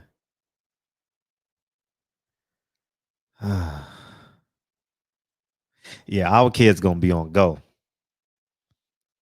I did I pose this question in the shop or did I have a conversation with some niggas in the street? I said, "Oh, it was here. It was here," and I heard someone when this civil. I'm not rushing our grandparents to the grave. Okay, I'm not being pessimistic. I'm just talking about the ideology. Okay, when the civil rights movement is gone, you know what I mean? I think this generation will replace us. America's not ready for our kids. Our kids will be so progressive. Oh, they gonna be, man. Our kids gonna be so progressive, man. It's just gonna be insane. America's not ready for them. America's not ready for them at all. Mm-hmm. Yeah, but she's doing paintings, huh? Yeah. Oh man. Yeah. Gotta make our brothers proud. Oh, for sure. No doubt in my mind. Lincoln and your daughter. And I just saw producer Patty and her kids and everyone else's kids. Oh my gosh. They not ready. America ain't ready for our kids at all. At all. Once the John Lewis era is gone, they're about 70, 80 years old now, and they still hold clout, like Clyburn. George, what's his name? Clyburn out of the Carolinas or something. He still holds weight. Maxine Waters still hold weight, Take their time, though. I'm not rushing them. Just talking about the mindset, So America ain't ready for them. They gonna be on go.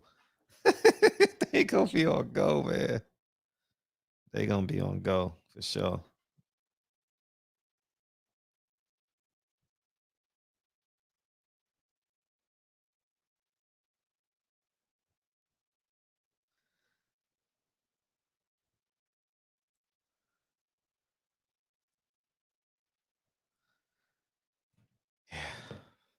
Oh, way smarter. Information, and they get the information quicker. We had to walk to the library and then put our name on the list to get the computer for 20 minutes. Remember that?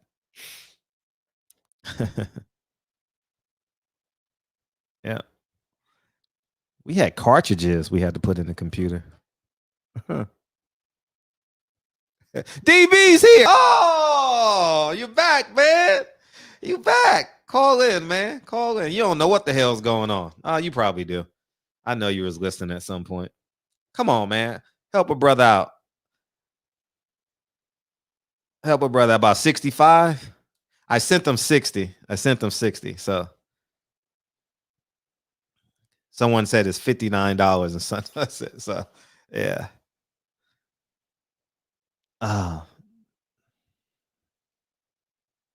I got you, Brothers UK. Yeah, scan the book cards to the fuck. Remember that shit? That invisible ink. And then God, dog. Kids will never ever know, man. They'll never ever know. Yeah, Fred in 2024, DB. That's what they saying in the chat. Yeah, why not? Why not, right? Why not? Why not? Like our brother that be in the chat. Why not? Why not? Why not? Why not? What were you doing? It wasn't your birthday. Huh? It wasn't your birthday. What were you doing? No, man, I got a massive headache. Yeah. I thought I was like, man, I got the Rona, something going down. So, yeah. So you have no idea what's going on. Zero. I felt it. Oh, wow. Damn. I was getting a massage at like 9:30. So by 10 o'clock, I was lights out. Oh my gosh. Jeez. Yeah. But fill me in real quick. Give me the God. 30-second version. Give me the 30-second version. 30-second version. Okay. So a gentleman that supports the barbershop, I've been conversing with him through Instagram. Okay. You know, he's a part of my heart community. You know what I mean? When y'all niggas DM me, I'm like, heart. I read it, but like so we've been conversing, and he hit me Thursday. And he said, I was watching your video, and he says your videos is the only thing that's getting me through this. And I'm like, what are you talking about, dog? What are you talking about? And he was the father of the 2 kids in Las Vegas where the mother murdered the kids. Damn. And he was a part of our community. So we've been, donating, talking all night. Yeah. Sheesh. Yeah, that's damn. Yeah, I had to be here for that. I don't know if that's a chime in off the rip. Yeah, he was at work. He was at his mother's house helping her do homework or something like that. And, yeah. Man, peace to that family, and shout out to that brother for real. Damn. Yeah.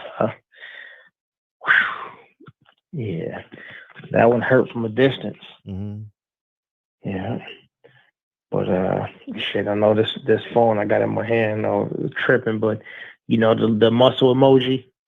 Yes. Yeah, I sent a couple of those out to the brother. Be strong, shit. I think I could do it on this phone, but this one I don't got the features for the race. So these motherfuckers gonna come out and looking like that. See, they're gonna look white. But yeah, just add a tan to those arms right there. Be strong. Shit. Yeah, can't change my mood like that. So yeah, Andre Ward, huh? Yeah. Andre Ward. Andre Ward, yeah.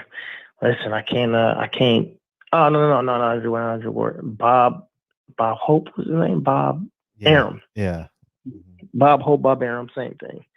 I think before I was TKO'd and shit, you was talking about who's to blame. Is it Bud?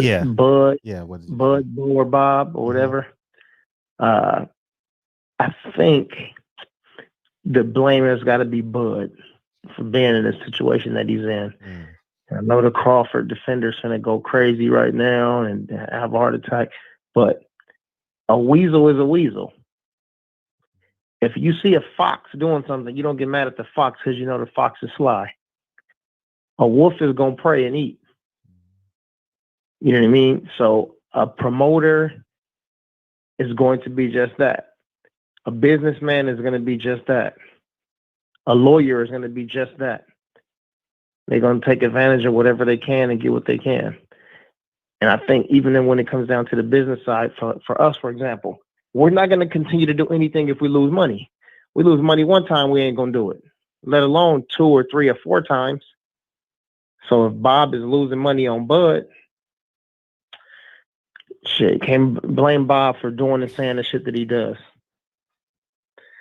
Terrence had an opportunity to get out of there 2 times, and he went back and stayed. Hashtag Stockholm Syndrome. But, Bob is, what was the coach named? Dennis Green? He is who he thought he was. And we let him off the hook. We signed with him again. So, Yeah, can't blame the wolf for eating. Yeah. Man, Jay Dixon, what up? D-Man Jr., what up, cuzzo? Yeah, I had a massive headache. You have no idea. I feel like a different person. I don't get headaches. You know, I'm not like that. Shit, I don't be dehydrated. I don't eat no swine or no weird ass food like that. But it's been so cold. I've been having the heater on all night, and that shit. I thought maybe that should just have me super dehydrated. I drank a gallon of fucking water, like within the first 2 hours of waking up. That shit still didn't do nothing. You know, I don't be liking to take no pills or nothing. But whew, man, yeah, I was hurting. Eyes is bloodshot red. Like I smoked some Snoop Dogg. Yeah. Let me see. Check that blood pressure. Philip H., my blood pressure is A1, my brother. Yeah, I put only plants in my body. Shit. My cuss pressure is on point. Yeah. Champion hard. What up, E? Yeah, and this biatch. Let me see. Raphael. Damn. Raphael, do me a favor. I don't know how to say this last name. Schnecksnader. Yeah. I've been ignoring his name for a year now. How you pronounce that shit? How you pronounce that shit? I've been ignoring that shit since you've been in the chat. I just call you Raphael. How you say that shit? Phonetically Raphael. Put that shit in the chat. Yeah, put the phonetics in it. Raphael, let me see. Schnecksnader? I don't know. Schnecksnader. That's the only thing I could think of. Yeah. Let me see. Raphael said, how the hell did he sign with Bob? Fred told him so. Yeah. But you know, sometimes people do exactly what they go against the good advice that they're given purposely. You know, somebody goes, man, you can't get her. He say, shit, why I can't? I'm finna go put my Mac down hard. I'm finna Mac tour. I'm finna jib at her. I'm finna holler. Man, I'm finna gangster Mac, gorilla pimp. I'm finna get her. And that's what Bud did. He was like, shit, I'm gonna sign with Bob no matter what. Y'all told me not to do it. I'm finna do it anyway. Yeah. Even if that mean I don't get no fights. Even if that mean y'all talk about my legacy and my career and me not fighting nobody in their prime. Schnecksnader. Shakes Nider. Shakes Nider. Nader. No, Nider. That's an I. Oh, the first one. Okay. Shake Snyder. Right. Shake Snyder. Shake Snyder. Yeah. Shake. I would have never got that. I would, man. Yeah. Jay Dixon said, just call him Snyder. Hell. You can't butcher his name like that. Yeah, okay. Yeah, I'm gonna forget that one. I thought these niggas said nigger. I'm like, nigger? The fuck? Look, you need to change it to that phonetic. Shakes nigger. Just leave it in there. Shakes nigger. Shakes nigger. Shakes nigger. All right. Might as well call him Gator. Yeah. You know? Yeah. Warren Richard. We got to put that on the list. Jungle Fever. We got to put that on the list. Damn, how did we miss Jungle Fever? Shit. No one's mentioned Jungle Fever, dog. Damn. Yeah, that's a good one. Yeah. Jarvis. Played the song on DB. I missed that one. Why did I miss that? It went over your head because you're 5'2". Yeah, exactly. 5'1". Who's counting? But what did I miss that? I totally missed that. It's okay for it. Help me out. No, you know when there's a joke and it's funny, but then when you try to explain it, Dre goes, "Hey, what happened?" And you try to explain it to her, and it takes 5 minutes to explain it. Yeah. And then it ain't funny to her because it took you so long to explain it. Damn. And then your mind is so simple. You're like, damn, you didn't get that? Yeah. So, yeah. Tell me, JJ, what joke did I miss since DB had the party pooper? What joke did I do? I'm not buying one of his slides. Forget it. None of his slides. I'm not renting them. None. Boo. All right, let me see. Tank put something Oh, you thought I was about to play the song. See, he don't even know what the hell he's talking. Anyways, yeah. So let me see. So Tank said, can't blame a wolf for being a wolf, especially when the wolf doesn't even wear sheep's clothing. Bob is who he is, and he's unapologetic about it. So nobody should be surprised by anything he does or says. Yeah. Facts. And that's exactly what I was explaining to him. He's 33 years old now. He's not 21 and 0-0. You know, he's 33 and he's a mature man, and he unlocks the front door to his house. He has 5 beautiful kids, has a beautiful wife. You know what I mean? He got his Versace shirts. He's got 2 phones, like owns a gym. So, that's just the reality of it. Okay. Terrence Bailey Sr., he put his joke in. He said, what does a lesbian and a mechanic have in common? Snap-on tools.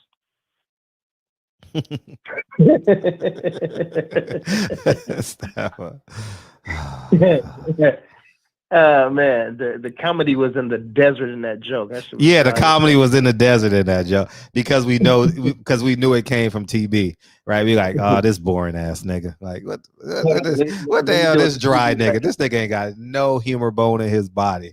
You know what I mean? Let me do it the TB way. Friend, what is a lesbian and a mechanic have in common? Snap-on tools.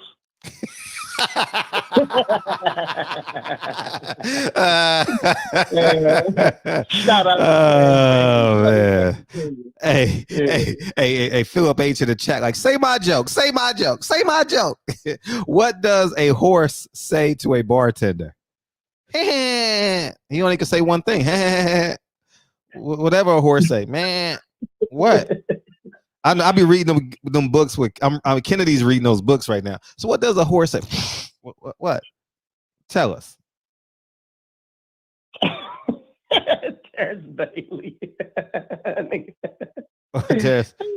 He said, from the bottom of my heart, I hate y'all niggas. Yeah, I know. He probably typed it faster than he could have said it, right? Wait, hold on, Philip H. I think you said that wrong, man. Why the long face? What did the bartender say to the horse, right? Yeah, exactly. That's not even a joke. That's not even a joke. What does the horse say to a bartender?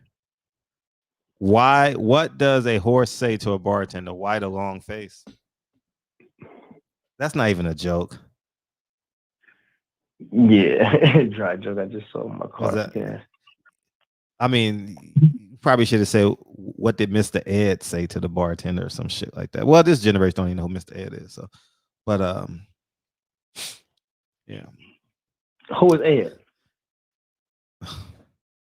You said Ed? Mr. Ed, the horse that talked.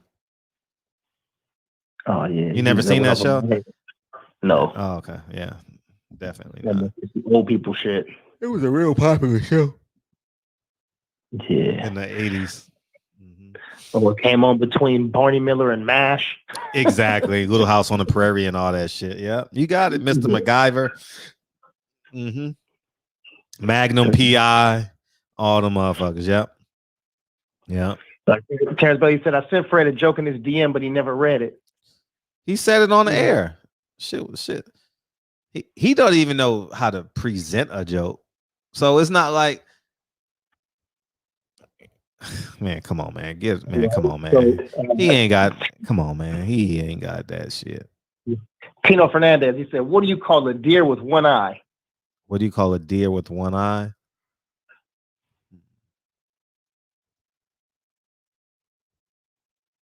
I don't even know. Let me see. Beverly Hillbillies too, right? Right, D-Man, you're right. You must be 40 like me. Yeah, they put peanut butter in his jaw. He just do like this. Yeah. Okay, boomer. Yeah, Rob G. Yeah, well, come on. What's the punchline to the joke? Who said the joke? Tino? Oh, there you go. You said it. And I have no idea. What did the what? So I can. I'm sorry. What did what say what? What do you call a deer with one eye? When I have no idea. All right, there it is. Let me see. I think I'll jump off my house. Philip H. Yeah, come on, y'all. Somebody put a funny. The joke could be corny. Just let it be corny and funny at the same time. I have no idea. Hey, Champion Heart shit was funny. Even though I knew it was coming, shit was still funny. Oh yeah, the stuttering. I knew it was coming. I knew it. Like it was a common sense joke. So you knew he was going to nigga was going to be stuttering when he jumped out the airplane. Yeah. Yeah, man, these jokes. Let me see. Trap Lord said Crawford should beat up on Gary Russell Jr. at some point in his career. Man, listen, I think in terms of boxing, I think Gary Russell Jr.'s got the skill to beat Terrence Crawford, but he's just too small. And not only that, though, he's too inactive. If he was active fighting 2 or 3 times a year and he was beating up on dudes, then maybe he'd have a shot. But he fights once every 18 to 24 months and against, small Mexican fighters. Terrence Crawford is a long. I was looking at everybody's reach. As a matter of fact, earlier today, I was looking at Keith Thurman, Sean Porter, EJ. I was looking at everybody's reach, and Terrence Crawford got a longer reach than everybody. Terrence Crawford's reach is longer than every other major, like every top 15 welterweight. His is 74. The person that's got the closest reach to him, I think, was EJ, and his is, I think, 72, which was the same as Floyd's. So even though Bud is smaller, he got those primate arms. Yeah, we can say it. Let me see. EJ and Bud has the longest reach. Yeah, exactly, D-Man. David Thoreau Thomas, what do you call performing oral sex on a paraplegic? Damn. David Thoreau Thomas said, what do you call performing oral sex on a paraplegic? Come on, somebody. What's the answer? Paraplegic. So what do you call performing oral sex on a paraplegic?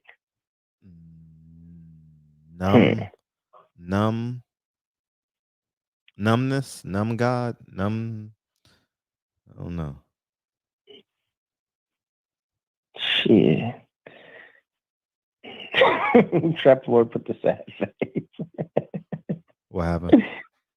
I don't know. Should I take you about the joke? Come on, you got to put the punchline in there too. Shit, we don't know what shit. Damn, eating vegetable. Damn. Oh my gosh. That's evil, man. David Durrell Thomas going straight to hell with DB. Yeah. Yeah. All y'all niggas. I'm going to heaven. I'm gonna laugh at y'all niggas. J.A. Dixon said, he said hand tree head. Shit.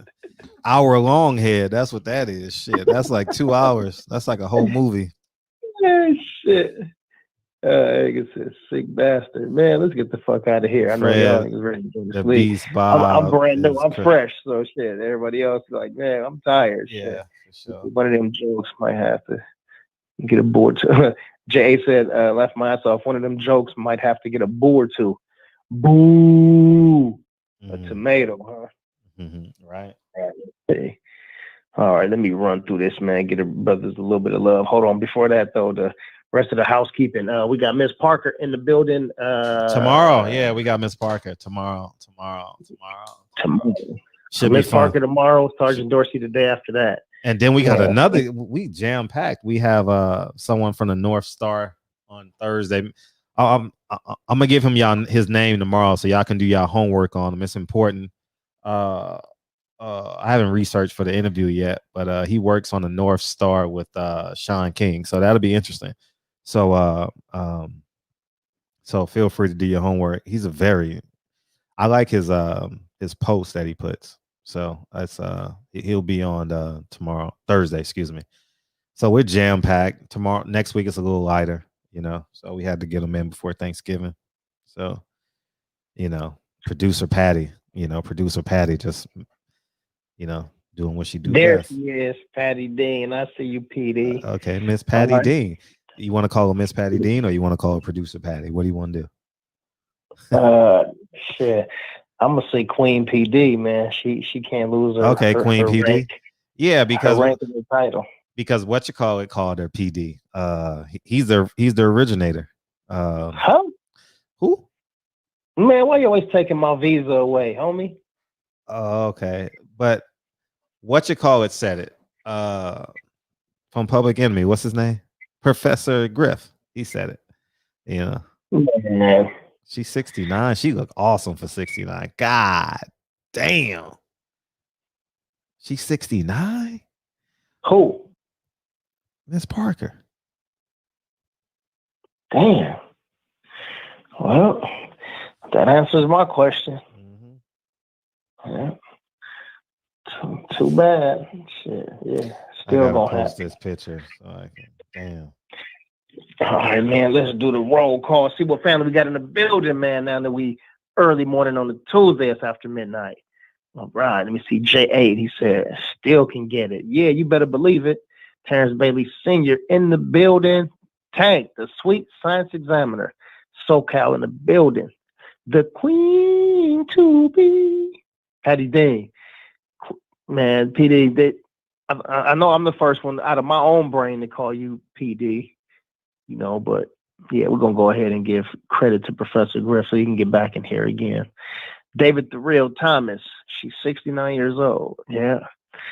Philip H. He said, I'm like George Bush dodging them shoes. Yeah. Yeah. J8 in the building. Sir Senior, what up? Y'all going sub to Sir Senior, man. He doing a lot of culinary stuff now. And he said, if y'all got an idea of a dish that y'all want him to make, he'll make it. So he's our resident chef and cook. So he ain't going to sub to my boy, Hustler Slam, my brother, Mike Worry the Great. He said Bluetooth. Damn. Terrence Bailey Sr. to that joke earlier. He said lockjaw. Plumbing and more for you limited. What they used to call her? They used to call her Jawbone. Yeah. Gump 88, what up? D-Man Jr., my cuzzo. Is Mark Wunderlich still in here? Or is he gone? Mark Wunderlich. Oh, he gone. Yeah, I haven't seen him. You mean he was in here earlier? Oh, yeah, maybe. Okay. Yeah. Yeah. Look at this. Look at all these J's lined up in a row. J8, J8 Dixon, JJ, Jarvis. All the brothers in here. Let's see. Trap Lord. I think, man, everybody else. Tino, he said, because COVID-19.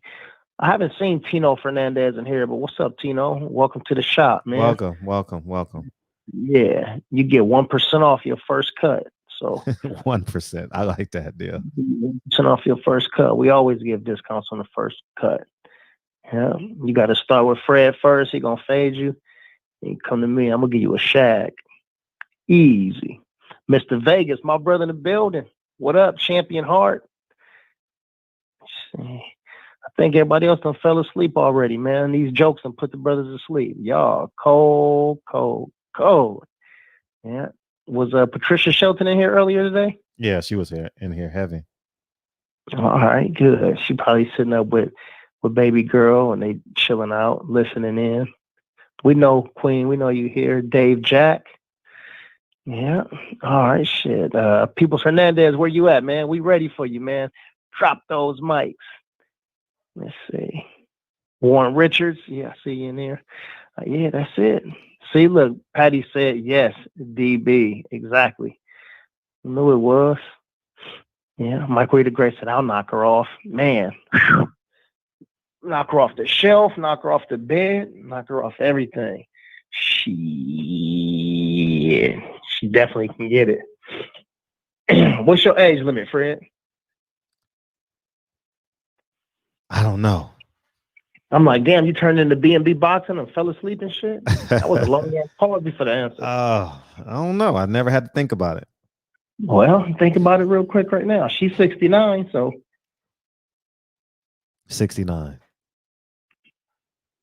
That's the limit. That's the limit. 70 sounds like the mother of a church. Well, I think there might be a difference though between 69 and 79. She might have no teeth. Yeah, I might need that. Get that A1 gummy from her. Get that A1 gummy. No weed. Mm-hmm. Everybody in the chat, including the ladies, put y'all limit. The age limit to the maximum. I want to know. I want to know. What's the age limit? And don't act goofy. Age limit for what? What exactly are you talking about? If you don't know, hang up. Yeah, turn your phone and computer off already. What's the age limit? I just want to see who's gonna say something in the 70s.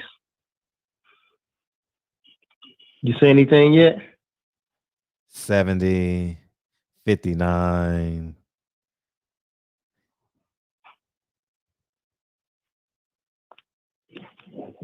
Who said 70? 60, depending on how she looks. 18 to 80, J.A. Dixon.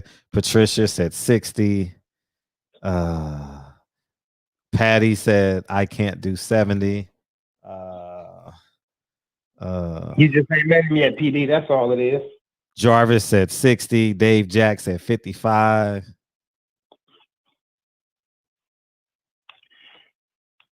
Oh, Mike Worry said 69. Okay. Damn. Gump 88 says 60. Rob G. Phil, he said, I'm a no limit soldier. That's the best comment. That's the comment of the night. That's the comment of the night. No limit. Oh, I'm a no limit soldier. I thought I told you. No teeth. That was the best head of my life. Oh man. Yeah, Jay Dixon said until the well runs dry. Mm-hmm. Damn. Yeah. Damn. Who said I'm a no limit soldier? Who said that? Rob G. Rob G. I missed that. But yeah. That's just funny. It's my personal statement. Running game like an A6. Yeah, that was Rob G. Yeah, that's funny. Peoples Hernandez. What's your look? I know they're going nasty ass Reggie. Let me see. Patty oh, he don't have no age limit for sure. That nigga makes no sense. That's my brother. Nasty ass Reggie. What Reggie say? He said, Patty Dina free. She said her cutoff is 69. 69. 69. 69. Shit. J8. What'd he say? He said she was showing out, no teeth. Blueprint said 81, Kobe.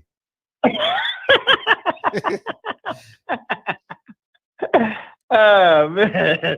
Y'all niggas gonna kill these ladies, boy. Damn. I know a 50-year-old who looked 29. Man, she wasn't 50 years old, looked 29. Come on, man. She probably paused as long as you. She was 29 when she started telling you, and then when she finally got her answer out, she was 50. Yeah, let me see. My age limit is 52. Okay. Well, Champion Heart. I didn't see what he put. What did he put his answer is? Champion Heart, no teeth. That was the best head of my life. Yeah, these dudes nasty. All right, good. Well, I guess I ain't the only freak in the building. Play the song, Fred! What'd you say? Play the song, Fred!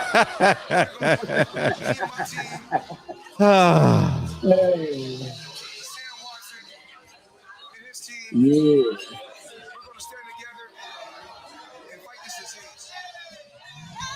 I come this way before.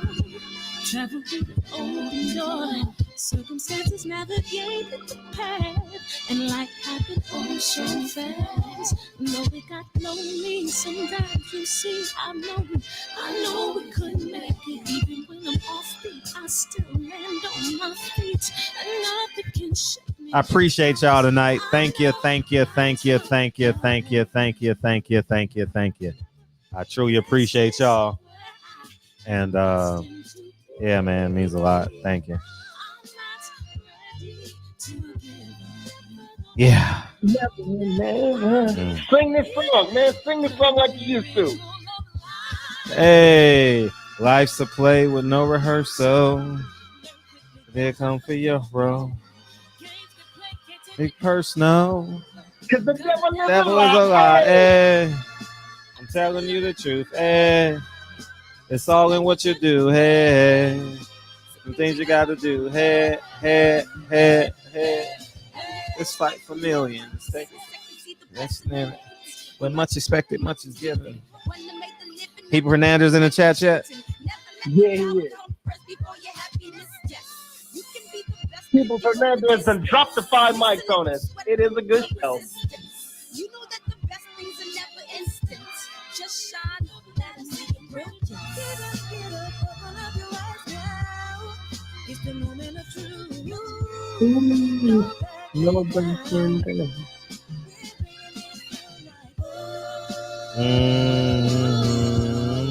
For the children. When you come, get them. Rob, keep them. Personal statement, run the game like I'm A6. Learn and develop patience, determined to be the greatest. Yeah. Bobbing and weaving and chasing up like a season. So I do it for all my people. Jabbing the competition, back up against the ropes. You fighting for recognition. I'm fighting just to promote equality where we lack it. Damn. I'm slow on our road. I'm confident we'll make it. We focus on common goals. Yeah.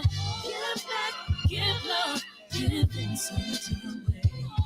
Never give up, stand tall to fight another day. 2 toes, 2 feet, I stand on the ground. I'm going back soon and fight this final round. Play with no rehearsal. Last time, sing what you said. Because the devil is a lie. Telling you the truth. Hey. Gotta do. Hey, hey, hey, hey, hey. Yes. I'm not sure if Reggie's going live, but he didn't put in the chat, but I believe he's going live. Walk out this door, make a quick left, a couple of buildings down. Reggie Owens. And if y'all not at Reggie Owens, we'll see y'all tomorrow at the barbershop in less than 24 hours. Peace and love to all the family. Great show, Fred. Love you. All right, love you too. Love y'all, man. Thank you. Oh, Reg, make the people feel good. Because everyone started sending him the super chat, so it don't make a difference. So yeah, appreciate y'all, man. No show tonight. No show next. No show next. Not out tonight show. I can't do a lot. Love y'all, man. Thank y'all, man. Thank you. And yeah, man. Love y'all. Talk to y'all tomorrow. Peace.